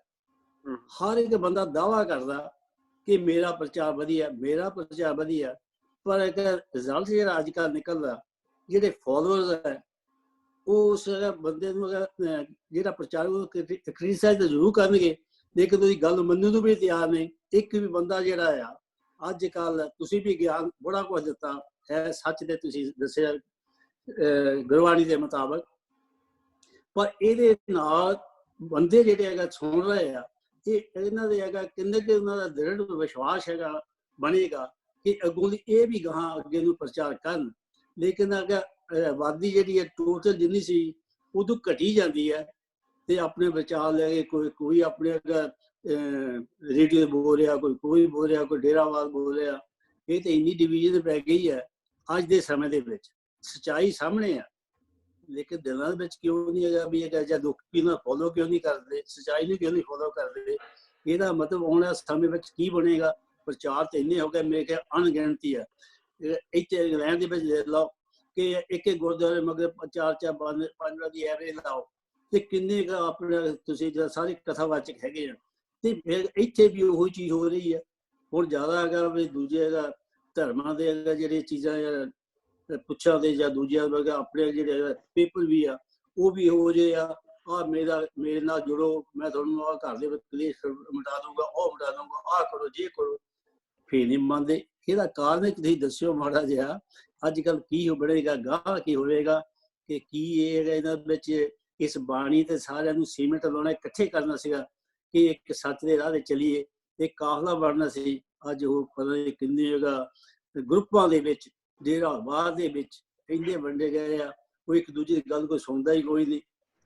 ਤੁਸੀਂ ਵੀ ਅੱਗੇ ਹੁਣ ਅੱਜ ਇੱਕ ਹਫ਼ਤਾ ਜਿਹੜੇ ਪ੍ਰਚਾਰ ਕੀਤਾ, ਕਥਾ ਕੀਤੀ ਹੈ, ਸੱਚ ਦੀ ਅਗਰ ਲਫ਼ਜ਼ਾਂ ਦੇ ਗੁਰਬਾਣੀ ਤੇ ਵਿਚਾਰਾਂ ਦੱਸੀਆਂ, ਅਸਰ ਕਿੰਨਾ ਹੋਏਗਾ? ਮੈਨੂੰ ਇਹਦੇ ਬਾਰੇ ਥੋੜਾ ਦੱਸੋ ਕਿ ਉਹਦਾ ਸਮਾਂ ਕਿਹੋ ਜਿਹਾ ਬਣੇਗਾ। Thank you. ਦੇਖੋ, ਹਾਂਜੀ ਬਿਲਕੁਲ, ਬਹੁਤ ਵਧੀਆ ਤੁਸੀਂ ਜਿਹੜਾ ਸਵਾਲ ਕੀਤਾ, ਔਰ ਬੜੀ ਪਿਆਰੀ ਇੱਕ ਇਹਦੇ ਵਿੱਚ ਕਈ ਗੱਲਾਂ ਸਾਹਮਣੇ ਆਉਂਦੀਆਂ ਨੇ। ਸਭ ਤੋਂ ਪਹਿਲੀ ਗੱਲ ਤੇ ਪ੍ਰਚਾਰ ਜਿਹੜਾ ਨਾ ਕੱਲਾ ਜਾਣਕਾਰੀ ਹੀ ਪ੍ਰਚਾਰ ਨਹੀਂ ਹੈ, ਇੱਕ ਕਿਰਦਾਰ, ਜਿਹਨੂੰ ਆਪਾਂ ਕਥਨੀ ਤੇ ਕਰਨੀ ਕਹਿੰਦੇ ਆ। ਅੱਜ ਹਰ ਬੰਦੇ ਦਾ ਜ਼ੋਰ ਸਿਰਫ ਆਪਣੇ ਆਪ ਨੂੰ ਪ੍ਰਮੋਟ ਕਰਨ ਤੇ ਲੱਗਿਆ, ਜਿਹੜੀ ਗੱਲ ਆਪ ਜੀ ਨੇ ਕੀਤੀ, ਤੇ ਉਹੀ ਕੁਝ ਸਮਾਜ ਵਿੱਚ ਹੋ ਰਿਹਾ। ਤੁਸੀਂ ਸਾਡਾ ਇਤਿਹਾਸ ਪੜ੍ਹਦੇ, ਜਿਹੜੇ ਸਿੱਖਾਂ ਦੀ ਆਪਾਂ ਗੱਲ ਕਰ ਰਹੇ ਹਾਂ, ਉਹਨਾਂ ਦੀ ਜੋ ਕਥਨੀ ਸੀ ਉਹ ਜੀਵਨ ਵਿੱਚ ਕਰਨੀ ਵੀ ਸੀਗੀ। ਜੋ ਕੁਝ ਕਹਿ ਰਹੇ ਸਨ ਉਹ ਪ੍ਰੈਕਟੀਕਲ ਰੂਪ ਵਿੱਚ ਅਗਲੇ ਨੂੰ ਦਿਖਾਈ ਦੇ ਰਿਹਾ ਸੀ ਵੀ ਆਹ ਕੁਝ ਜੀਵਨ ਵਿੱਚ ਕਮਾਇਆ ਜਾ ਰਿਹਾ। ਜਿੱਦਾਂ ਸਾਡੇ ਸਾਹਮਣੇ ਇਤਿਹਾਸ ਦੀ ਸਾਖੀ ਹੈ, ਭਾਈ ਮਨਸੁਖ ਦੇ ਜੀਵਨ ਤੋਂ ਭਾਈ ਭਗੀਰਥ ਪ੍ਰਭਾਵਿਤ ਹੋਇਆ। ਭਾਈ ਭਗੀਰਥ ਜਿਹੜਾ ਉਹਨੂੰ ਗੁਰੂ ਨਾਨਕ ਸਾਹਿਬ ਦੇ ਚਰਨਾਂ ਵਿੱਚ ਲੈ ਕੇ ਆ ਗਿਆ। ਜਦੋਂ ਉਹਦੀ ਜ਼ਿੰਦਗੀ ਦੇਖੀ, ਵੀ ਉਹਦਾ ਬਿਹੇਵੀਅਰ ਦੇਖਿਆ, ਸੁਭਾਅ ਦੇਖਿਆ, ਤੇ ਉਹਦੇ ਕਰਕੇ ਅੱਗੇ ਤੋਂ ਅੱਗੇ ਸਿੱਖੀ ਜਿਹੜੀ ਹੈ ਵੱਧਦੀ ਗਈ। ਭਾਈ ਮਨਸੁਖ ਤੋਂ ਅੱਗੇ ਪੂਰਾ ਰਾਜਾ ਸਿਵਨਾਬ, ਤੇ ਸਿਵਨਾਬ ਰਾਜੇ ਦੀ ਪ੍ਰਜਾ ਜਿਹੜੀ ਹੈ ਉਹ ਪ੍ਰਭਾਵਿਤ ਹੋਈ। ਕਿਉਂਕਿ ਜਦੋਂ ਬਚਨਾਂ ਦੇ ਨਾਲ ਜੀਵਨ ਜੁੜ ਜਾਂਦਾ ਨਾ, ਕਿਰਦਾਰ ਜੁੜ ਜਾਂਦਾ, ਜਿਹਨੂੰ ਗੁਰੂ ਨਾਨਕ ਸਾਹਿਬ ਨੇ, ਭਾਈ ਗੁਰਦਾਸ ਕਹਿੰਦੇ, ਸੁਪਨੇ ਲਿਆ ਘਰ ਘਰ ਅੰਦਰ ਧਰਮਸਾਲ ਹੋਵੇ, ਕੀਰਤਨ ਸਦਾ ਵਿਸੂਆ, ਕਿ ਹਰ ਸਿੱਖ ਦਾ ਘਰ ਹੀ ਧਰਮਸ਼ਾਲਾ ਹੋਵੇ। ਤੁਹਾਡਾ ਧਰਮ ਗੁਰਦੁਆਰੇ ਦੀ ਚਾਰ ਦੀਵਾਰੀ ਚ ਨਾ ਰਹੇ। ਜਦੋਂ ਤੁਹਾਡਾ ਬੋਲਣਾ, ਉੱਠਣਾ, ਬੈਠਣਾ, ਕਿਸੇ ਨਾਲ ਗੱਲ ਕਰਨੀ ਹੈਲਪਫੁਲ ਜੀਵਨ ਬਣ ਜਾਏਗਾ, ਸੁਭਾਅ ਬਣ ਜਾਏਗਾ, ਉਹ ਸਾਡਾ ਜਿਹੜਾ ਉਹ ਇੱਕ ਹਿੱਸਾ ਬਣ ਜਾਏਗਾ ਕਿਰਦਾਰ ਦਾ। ਤੇ ਕਈ ਵਾਰੀ ਤੁਸੀਂ ਬੋਲ ਕੇ ਵੀ ਕਿਸੇ ਨੂੰ ਨਾ ਸਮਝਾਉਣ ਜੋਗੇ ਹੋਵੋਗੇ ਤਾਂ ਤੁਹਾਡਾ ਕਿਰਦਾਰ ਹੀ ਦੱਸ ਦੇਗਾ ਵੀ ਇਹ ਗੁਰੂ ਨਾਨਕ ਸਾਹਿਬ ਦਾ ਸਿੱਖ ਹੈ, ਜਿਹੜਾ ਇਸ ਵੇਲੇ ਵੀ ਸਮੁੱਚੇ ਸੰਸਾਰ ਦੀ ਹੈਲਪ ਕਰ ਰਿਹਾ, ਸਾਡੀ ਸਹਾਇਤਾ ਵਿੱਚ ਹੈ। ਆਪਣੇ ਆਪਣੇ ਲੈਵਲ ਤੇ ਆਪਾਂ ਜਦੋਂ ਇਹ ਕੰਮ ਸ਼ੁਰੂ ਕਰ ਦਿੰਦੇ ਹਾਂ ਤੇ ਆਪਣੇ ਆਪ ਹੀ ਸਿੱਖੀ ਦਾ ਧਰਮ ਦਾ ਪ੍ਰਚਾਰ ਸ਼ੁਰੂ ਹੋ ਜਾਂਦਾ। ਅੱਜ ਅਸੀਂ ਗੱਲਾਂ ਤੇ ਬਹੁਤ ਬਹੁਤ ਵੱਡੀਆਂ ਕਰ ਰਹੇ ਹਾਂ ਸਾਰੇ, ਪਰ ਉਹਨੂੰ ਕਿਰਦਾਰ ਦਾ ਹਿੱਸਾ ਕੋਈ ਵੀ ਨਹੀਂ ਬਣਾ ਰਿਹਾ। ਪ੍ਰਮੁੱਖ ਕਾਰਨ ਆਹ ਹੈ। ਜੀ ਥੈਂਕ ਯੂ ਜੀ। ਮੈਂ ਇਹਦਾ ਮਤਲਬ ਇੱਕ ਸੈਕਿੰਡ, ਇਹਦਾ ਮਤਲਬ ਹੈ ਤੁਸੀਂ ਮਨਸੁਖ ਦੀ ਗੱਲ ਕੀਤੀ ਹੈ ਤੇ ਉਹਦੇ ਲਫ਼ਜ਼ਾਂ ਵਿੱਚ ਤੇ ਕਿੰਨਾ ਸਾਰਾ ਜੋ ਪ੍ਰਭਾਵ ਹੋਊਗਾ ਤੇ ਉਹਦੇ ਮਗਰ ਲੱਗੇ। ਅੱਜ ਮੈਂ ਕਹਿੰਦਾ ਕਿ ਅਗਰ ਤੁਸੀਂ ਅੱਜ ਸੱਚ ਦੇ ਉੱਤੇ ਚੱਲੇ, ਸੱਚਾਈ ਦੀ ਗੱਲਾਂ ਕੀਤੀਆਂ, ਤੇ ਜਿਹੜੇ ਇੰਨੇ ਹੋਰ ਪ੍ਰਚਾਰਕ ਵੀ ਆ, ਇਹਨਾਂ ਦੇ ਮਗਰ ਲੱਗ ਕੇ ਜਾਂ ਗਾਂ ਪ੍ਰਚਾਰ ਕਿਉਂ ਨਹੀਂ ਬਣੇ, ਜਾ ਕੇ ਗਾਂ ਲਈ ਉਹਨਾਂ ਨੇ ਫੋਲੋ ਨਹੀਂ ਕੀਤਾ। ਮਤਲਬ ਕੋਈ ਵੀ ਨਹੀਂ ਫੋਲੋ ਕਰ ਰਿਹਾ ਇੱਕ ਦੂਜੇ, ਭਾਵੇਂ ਸੱਚ ਦੀ ਵੀ ਆਪਾਂ ਹਰ ਇੱਕ ਕਹਿੰਦੇ ਮੈਂ ਸੱਚ ਦੀ ਗੱਲ ਕਰਨਾ, ਉਹਨਾਂ ਲਫ਼ਜ਼ਾਂ ਵਿੱਚ ਵੀ ਪੂਰਾ ਜੋਸ਼ ਨਹੀਂ ਹੋਊਗਾ ਜਾਂ ਉਹ ਤਾਕਤ ਨਹੀਂ ਹੋਊਗੀ ਲਫ਼ਜ਼ਾਂ ਵਿੱਚ। ਦੇਖੋ ਦੂਜੀ ਅੰਕਲ ਜੀ ਗੱਲ ਇਹ ਹੈ ਕਿ ਜੇ ਆਪਾਂ ਇਹਨੂੰ ਪੋਜ਼ਿਟਿਵ ਦੇਖੀਏ ਤੇ ਗੁਰੂ ਸਾਹਿਬ ਨੇ ਆਪ ਹੀ ਗੁਰਬਾਣੀ ਵਿੱਚ ਕਿਹਾ ਵੀ ਸੱਚ ਦਾ ਮਾਰਗ ਜਿਹੜਾ ਨਾ ਕੋਈ ਏਡਾ ਸੁਖਾਲਾ ਨਹੀਂ ਹੈ। ਇਹਨੂੰ ਕਿਹਾ ਖੰਨਿਓ ਤਿੱਖੀ ਵਾਲੋ ਨਕੀਏਤ ਮਾਰਗ ਜਾਣਾ। ਨਾਲੇ ਇਹਦੀ ਆਪਾਂ ਬਾਹਰੀ ਤੌਰ ਤੇ ਕੋਈ ਪੜਚੋਲ ਨਹੀਂ ਕਰ ਸਕਦੇ ਵੀ ਕੌਣ ਤੁਰ ਰਿਹਾ ਕੌਣ ਨਹੀਂ ਤੁਰ ਰਿਹਾ, ਕਿੰਨਾ ਜਿਹਨੂੰ ਸਮਝ ਆ ਰਹੀ ਹੈ ਇਸ ਰਾਹ ਤੇ ਤੁਰ ਰਿਹਾ, ਸਾਨੂੰ ਉਹਦਾ ਕੋਈ ਪਤਾ ਨਹੀਂ ਲੱਗ ਸਕਦਾ ਸਰੂਪ ਵਿੱਚ ਕਿਹੜਾ ਇਸ ਮਾਰਗ ਤੇ ਤੁਰ ਪਿਆ, ਜਿਹਨੂੰ ਗੁਰਬਾਣੀ ਨੇ ਕਿਹਾ ਹੈਣ ਵਿਰਲੇ ਨਾ ਹੀ ਘਣੇ ਫੈਲ ਫੱਕੜ ਸੰਸਾਰ। ਅਸੀਂ ਇਸ ਗੱਲੋਂ ਪਰਚੋਲ ਨਹੀਂ ਕਰ ਸਕਦੇ ਵੀ ਜਿੰਨੇ ਦਸਤਾਰ ਧਾਰੀ ਬਹੁਤੇ ਹੋ ਗਏ ਤਾਂ ਉਹ ਸਿੱਖੀ ਵਿੱਚ ਸਾਰੇ ਆ ਗਏ। ਅੱਜ ਤਾਂ ਤੁਸੀਂ ਦੇਖੋ ਜਿਹੜਾ ਕਿੰਨੀਆਂ ਸੰਸਥਾਵਾਂ ਜਿਹੜੀਆਂ ਨੇ ਉਹ ਪਹਿਰਾਵਾ ਪਾ ਕੇ ਤੇ ਦੂਜੇ ਧਰਮ ਨੂੰ ਖੋਖਲਾ ਕਰਨ ਲਈ ਉਹਦੇ ਵਿੱਚ ਪ੍ਰਵੇਸ਼ ਕਰ ਚੁੱਕੀਆਂ ਨੇ, ਕਿੰਨਾ ਕੁਝ ਲੁੱਟਿਆ ਜਾ ਰਿਹਾ। ਇਸ ਕਰਕੇ ਇਹ ਇੱਕ ਦੂਜੇ ਦੇ ਉੱਤੇ ਆਪਾਂ ਛੱਡ ਹੀ ਨਹੀਂ ਸਕਦੇ ਵੀ ਫਲਾਣਾ ਗੁਰਸਿੱਖ ਬਣ ਗਏ, ਤੇ ਸਾਡੀ ਨਿੱਜ ਦੀ ਪਰਚੋਲ ਹੈ ਜਿਹਨੂੰ ਗੁਰਬਾਣੀ ਨੇ ਰੋਜ਼ ਕਿਹਾ ਬੰਦੇ ਖੋਜ ਦਿਲ ਹਰ ਰੋਜ਼ ਨਾ ਫਿਰ ਪਰੇਸ਼ਾਨੀ ਮੈਂ। ਗਿਆਨ ਦਾ ਖਜ਼ਾਨਾ ਸਾਡੇ ਸਾਹਮਣੇ ਪਿਆ, ਜਿੱਦਣ ਅਸੀਂ ਸੁਰਤ ਕਰਕੇ ਇਹਨੂੰ ਕਮਾਉਣ ਲਈ ਤਿਆਰ ਹੋ ਜਾਵਾਂਗੇ, ਉਹ ਸਾਨੂੰ ਕਲੀਅਰਫਾਈ ਕਿਸੇ ਨੂੰ ਕਰਨ ਦੀ ਜ਼ਰੂਰਤ ਨਹੀਂ ਪਏਗੀ ਵੀ ਮੈਨੂੰ ਕਮਾ ਲਿਆ। ਉਹ ਦਿਨ ਅਸੀਂ ਧਰਮ ਆਪਣੇ ਆਪ ਤੋਂ ਜਿਉਣਾ ਸ਼ੁਰੂ ਕਰ ਦਾਂਗੇ, ਸਾਡੇ ਕਿਰਦਾਰ ਦਾ ਹਿੱਸਾ ਬਣ ਜਾਏਗਾ, ਸਾਡਾ ਬਿਹੇਵੀਅਰ ਬਦਲਣਾ ਸ਼ੁਰੂ ਹੋ ਜਾਏਗਾ। ਹਾਂਜੀ, ਜਿਹਨੂੰ ਗੁਰਬਾਣੀ ਨੇ ਕਿਹਾ ਕੋਟਨ ਮੈਂ ਨਾਨਕੂ ਨਾਰਾਇਣ ਜੀ ਚੀਤ। ਠੀਕ ਹੈ ਜੀ, ਠੀਕ ਹੈ, ਬਹੁਤ ਸੋਹਣਾ, ਥੈਂਕ ਯੂ ਤੁਹਾਡਾ, ਬਹੁਤ ਬਹੁਤ ਧੰਨਵਾਦ। ਮਿਹਰਬਾਨੀ ਜੀ। ਅੱਗੇ ਮੈਂ ਗੁਰਮੁਖ ਸਿੰਘ ਨੂੰ ਕਹੂੰਗਾ ਕਿ ਉਹ ਅਨਮਿਊਟ ਕਰਕੇ ਆ ਜਾਣ, ਉਹਦੇ ਬਾਅਦ ਦੇ ਵਿੱਚ ਟੂਰ ਸਾਹਿਬ ਰੈਡੀ ਰਹਿਣ। Thank you. ਹਾਂਜੀ ਸੁਖਵੰਤ ਸਿੰਘ ਜੀ, ਥੈਂਕ ਯੂ ਜੀ। ਵਾਹਿਗੁਰੂ ਜੀ ਕਾ ਖਾਲਸਾ, ਵਾਹਿਗੁਰੂ ਜੀ ਕੀ ਫਤਿਹ ਜੀ। ਮੇਰਾ ਅੱਜ ਕੋਈ ਸਵਾਲ ਜਵਾਬ ਨਹੀਂ, ਸਿਰਫ ਮੈਂ ਤੁਹਾਨੂੰ ਇੱਕ ਗੱਲ ਕਰੂੰਗਾ ਵੀ ਆਪਾਂ ਐਂਡ ਤੇ ਸਾਰਿਆਂ ਨੂੰ ਯਾਦ ਕਰਾ ਦਈਏ ਜਿਹੜਾ ਆਪਾਂ ਸਵੇਰ ਨੂੰ ਪ੍ਰੋਗਰਾਮ ਚੱਲਣਾ 10 ਵਜੇ ਤੋਂ 11:30 ਤਾਈਂ, ਹਾਂਜੀ ਜਿਹੜਾ ਆਪਣੀ YouTube ਤੋਂ ਚੱਲੂਗਾ। ਹਾਂਜੀ ਇੰਨਾ ਕੀ ਸੀ ਬਸ। ਥੈਂਕ ਯੂ ਜੀ। ਵਾਹਿਗੁਰੂ ਜੀ ਕਾ ਖਾਲਸਾ ਵਾਹਿਗੁਰੂ ਜੀ ਕੀ ਫਤਿਹ ਜੀ। ਦਵਿੰਦਰ ਸਿੰਘ ਤੂਰ ਸਾਹਿਬ ਤੁਸੀਂ ਅਨਮਿਊਟ ਆ, ਤੁਸੀਂ ਆ ਜਾਓ। ਵਾਹਿਗੁਰੂ ਜੀ ਕਾ ਖਾਲਸਾ ਵਾਹਿਗੁਰੂ ਜੀ ਕੀ ਫਤਿਹ ਜੀ। ਗਿਆਨੀ ਜੀ ਵਾਹਿਗੁਰੂ ਜੀ ਕੀ ਫਤਿਹ ਜੀ। ਫਤਿਹ ਜੀ। ਆਪਣਾ ਸਵਾਲ ਤਾਂ ਕੋਈ ਨਹੀਂ ਹੈਗਾ, ਪਰ ਇੱਕ ਲਾਈਨ ਦੇ ਵਿੱਚ ਹੀ ਸਿਧਾਂਤ ਤੇ ਉਪਦੇਸ਼ ਜੀ ਜੀ ਇੱਕ ਲਾਈਨ 'ਚ ਹੀ, ਆਪਾਂ ਨੂੰ ਬੜੀ ਲੰਬੀ ਚੌੜੀ ਨਹੀਂ, ਤੇ ਸ਼ਬਦ ਦੀ ਅਰਥ ਪ੍ਰੀਤ। ਦੂਜਾ ਵੈਦ ਸਾਹਿਬ ਤੁਹਾਡੇ ਵਾਸਤੇ ਵੀ ਇੱਕ ਸਵਾਲ ਹੈ ਵੈਸੇ। ਹਾਂਜੀ। ਜਿਹੜਾ ਆਪਾਂ ਸਿਸਟਮ ਗੁਰਦੁਆਰਾ ਸਾਹਿਬ ਸ਼ੁਰੂ ਕੀਤਾ ਬਹੁਤ ਚੰਗੀ ਗੱਲ ਹੈ। ਚਲੋ ਇਹਦੇ ਬਾਰੇ ਬਾਹਲੀ ਗੱਲ ਤਾਂ ਲੋੜ ਨਹੀਂ ਪੈਣੀ। ਤੇ ਇਹ ਆਪਾਂ ਜਿਹੜਾ ਜੱਸਲ ਸਾਹਿਬ ਦਾ ਟੈਲੀਫੋਨ ਨੰਬਰ ਆ, ਉਹ ਜੇ ਤੁਸੀਂ ਲਿਖਾ ਸਕਦੇ ਆ ਤਾਂ ਹੌਲੀ ਹੌਲੀ ਲਿਖਾਇਓ। ਜੇ ਤੁਸੀਂ ਇਹਦਾ ਅਕਾਊਂਟ ਨੰਬਰ ਤੇ ਬੈਂਕ ਸ਼ਾਰਟ ਕੋਡ ਦੇ ਦਿਓ ਤੇ ਫਿਰ ਤਾਂ ਮਤਲਬ ਡਾਇਰੈਕਟ ਸਾਰੀ ਗੱਲਬਾਤ ਉਦੋਂ ਹੀ ਮੁੱਕ ਸਕਦੀ ਹੈ। ਧੰਨਵਾਦ ਜੀ। ਤੂਰ ਸਾਹਿਬ ਮੈਂ ਤੁਹਾਨੂੰ ਬਾਅਦ ਦੇ ਵਿੱਚ ਫੋਨ ਕਰਦਾ, ਮੈਂ ਤੁਹਾਨੂੰ ਡੀਟੇਲ ਦੇ ਦੂੰਗਾ। Thank you. Thank you. ਹਾਂਜੀ, ਤੁਸੀਂ ਗੱਲ ਕੀਤੀ ਉਪਦੇਸ਼ ਤੇ ਸਿਧਾਂਤ, ਇਹਦਾ ਇੱਕੋ ਹੀ ਅਰਥ ਹੈ। ਸਿਧਾਂਤ ਮਤਲਬ ਕਿਸੇ ਵੱਲੋਂ ਦਿੱਤੀ ਹੋਈ ਮਰਿਆਦਾ, ਜਿਹੜੀ ਗੁਰੂ ਸਾਹਿਬ ਵੱਲੋਂ ਦਿੱਤੀ ਹੋਈ ਹੈ। ਉਪਦੇਸ਼ ਉਹ ਇੱਕੋ ਹੀ ਰੂਪ ਹੈ ਦੋਵਾਂ ਦਾ, ਕਿ ਜਿਸ ਗੱਲ ਉੱਤੇ ਆਪਾਂ ਪਹਿਰਾ ਦੇਣਾ ਹੈ ਉਹਦੇ ਵਿੱਚ ਡਬਲ ਰੋਲ ਨਹੀਂ। ਇੱਕੋ ਹੀ ਸਿਧਾਂਤ, ਇੱਕੋ ਹੀ ਉਪਦੇਸ਼ ਗੁਰੂ ਸਾਹਿਬ ਨੇ ਸਾਨੂੰ ਦਿੱਤਾ ਹੋਇਆ ਗੁਰਬਾਣੀ ਦੇ ਜ਼ਰੀਏ, ਗੁਰਬਾਣੀ ਉਪਦੇਸ਼ ਦੇ ਜ਼ਰੀਏ। ਹਾਂਜੀ। ਹਰਕੀਰਤ ਸਿੰਘ ਰੈਡੀ ਹੈ ਜੀ, ਤੇ ਤੁਸੀਂ ਕਰੋ ਗੱਲ, ਉਹਦੇ ਬਾਅਦ ਸਤਿੰਦਰ ਸਿੰਘ ਰੈਡੀ ਹੋ ਜਾਣ। Thank you. ਕਰੋ ਜੀ ਗੱਲ ਹਰਕੀਰਤ ਸਿੰਘ। ਵਾਹਿਗੁਰੂ ਜੀ ਕਾ ਖਾਲਸਾ ਵਾਹਿਗੁਰੂ ਜੀ ਕੀ ਫਤਿਹ। ਵਾਹਿਗੁਰੂ ਜੀ ਕਾ ਖਾਲਸਾ। ਬਹੁਤ ਸੋਹਣਾ ਵਿਚਾਰ ਜੋ ਹੋ ਰਹੀ ਅੱਜ ਕੱਲ੍ਹ, ਬਹੁਤ ਸੋਹਣੇ ਵਿਚਾਰਾਂ ਹੋ ਰਹੀਆਂ ਨੇ। ਮੇਰਾ ਕੋਈ ਵੈਸੇ ਸਵਾਲ ਤਾਂ ਨਹੀਂ ਹੈਗਾ, ਲੇਕਿਨ ਇੱਕ ਆਮ ਤੌਰ ਤੇ ਗੱਲ ਹੈਗੀ ਕਿ ਜੀ ਸੰਤ ਨੂੰ ਕਿਵੇਂ ਬਚਾਣੀ ਹੈ ਅੱਜ ਦੀ ਟਾਈਮ ਦੇ ਵਿੱਚ, ਕਿਉਂਕਿ ਕੋਈ ਦੇਸ਼ ਵਿੱਚ ਕਿਸੇ ਤਰ੍ਹਾਂ ਦਾ ਕੋਈ ਵਸਤਰ ਪਾ ਕੇ ਜਾਂ ਕਿਸੇ ਵੀ ਰੂਪ ਵਿੱਚ ਸੰਤ ਦਿਖਦਾ ਹੈ, ਲੇਕਿਨ ਉਹਦੀ ਪਛਾਣ ਕਿਸ ਤਰ੍ਹਾਂ ਹੋਵੇ? ਪਛਾਣ ਤਾਂ ਵੀਰ ਜੀ ਉਹਦੀ ਵਿਚਾਰ ਕੀਤੀ ਆਪਣਾ, ਜਿਹੜੀ ਕੀਤੀ ਹੈ ਨਾ ਅੱਜ ਲੱਖਣ 6 ਲੱਛਣ ਜਿਹੜੇ ਨੇ ਸ਼ਲੋਕ ਸੰਸਕ੍ਰਿਤੀ ਦੇ ਸ਼ਲੋਕ ਵਿੱਚ ਗੁਰੂ ਸਾਹਿਬ ਨੇ ਉਹ ਬਿਆਨ ਕੀਤਾ ਸੀ, ਸੋ ਇਸ ਕਰਕੇ ਹਾਂਜੀ ਹਾਂ ਤੁਸੀਂ ਇਹਦੀ ਰਿਕਾਰਡਿੰਗ ਆ ਜਾਏਗੀ YouTube ਤੇ, ਉਹਨੂੰ ਸੁਣ ਸਕਦੇ ਹੋ। ਫਿਰ ਦੂਜੀ ਗੱਲ, ਗੁਰੂ ਸਾਹਿਬ ਨੇ ਤਾਂ ਸਾਨੂੰ ਸਾਰਿਆਂ ਨੂੰ ਹੀ ਸੰਤ ਬਣਾ ਦਿੱਤਾ ਜਦੋਂ ਇਹ ਉਪਦੇਸ਼ ਕਮਾ ਕੇ ਜੀਵਨ ਵਿੱਚ ਕਮਾਉਣ ਲਈ ਕਿਹਾ। ਨਾਲੇ ਸਾਨੂੰ ਕਿਸੇ ਨੂੰ ਲੱਭਣ ਦੀ ਲੋੜ ਨਹੀਂ, ਗੁਰਬਾਣੀ ਪੜ੍ਹ ਕੇ ਆਪਣਾ ਜੀਵਨ ਹੀ ਅਸੀਂ ਕਮਾਉਣਾ, ਆਪ ਹੀ ਸੰਤ ਬਣ ਜਾਣਾ ਜਿੱਦਣ ਇਹਨੂੰ ਕਮਾ ਲਾਂਗੇ, ਉਪਦੇਸ਼ ਨੂੰ ਜ਼ਿੰਦਗੀ ਅੰਦਰ ਸੁਭਾਅ ਏਦਾਂ ਦਾ ਬਣਾ ਲਾਂਗੇ ਜੀ। ਥੈਂਕ ਯੂ ਜੀ, ਮਿਹਰਬਾਨੀ ਜੀ। Thank you. ਜਿੱਦਾਂ ਗੁਰੂ ਗੋਬਿੰਦ ਸਿੰਘ ਮਹਾਰਾਜ ਨੇ ਕਿਹਾ ਵੀ ਹਰ ਖਾਲਸਾ ਹੀ ਮੇਰਾ ਰੂਪ ਹੋਏਗਾ, ਤੇ ਉਹੀ ਸਿਧਾਂਤ ਸਾਨੂੰ ਦਿੱਤਾ ਹੋਇਆ। ਆਪਾਂ ਨੂੰ ਕਿਤੇ ਡੇਰੇ 'ਚ ਜਾਂ ਖਾਸ ਜਗ੍ਹਾ ਜਾ ਕੇ ਲੱਭਣ ਦੀ ਜ਼ਰੂਰਤ ਨਹੀਂ ਪੈਣੀ ਕਿਸੇ ਨੂੰ।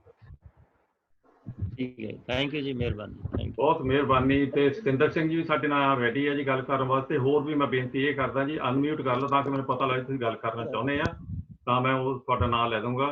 ਤੇ ਹੋਰ ਕਿਸੇ ਨੇ ਅਨਮਿਊਟ ਨਹੀਂ ਕੀਤਾ। ਤੁਸੀਂ ਚਲੋ ਸਤਿੰਦਰ ਸਿੰਘ ਜੀ ਤੁਸੀਂ ਕਰ ਲਓ ਸਰ। ਬਸ ਥੈਂਕ ਯੂ ਵੈਰੀ ਮਚ ਵੀਰ ਜੀ। ਮਨਿੰਦਰਪਾਲ ਵੀਰ ਜੀ ਤੁਹਾਡਾ ਬਹੁਤ ਬਹੁਤ ਸ਼ੁਕਰੀਆ, ਬਹੁਤ ਅੱਛੀ ਤਰ੍ਹਾਂ ਤੁਸੀਂ ਹਰ ਚੀਜ਼ ਐਕਸਪਲੇਨ ਕਰ ਰਹੇ ਹੋ।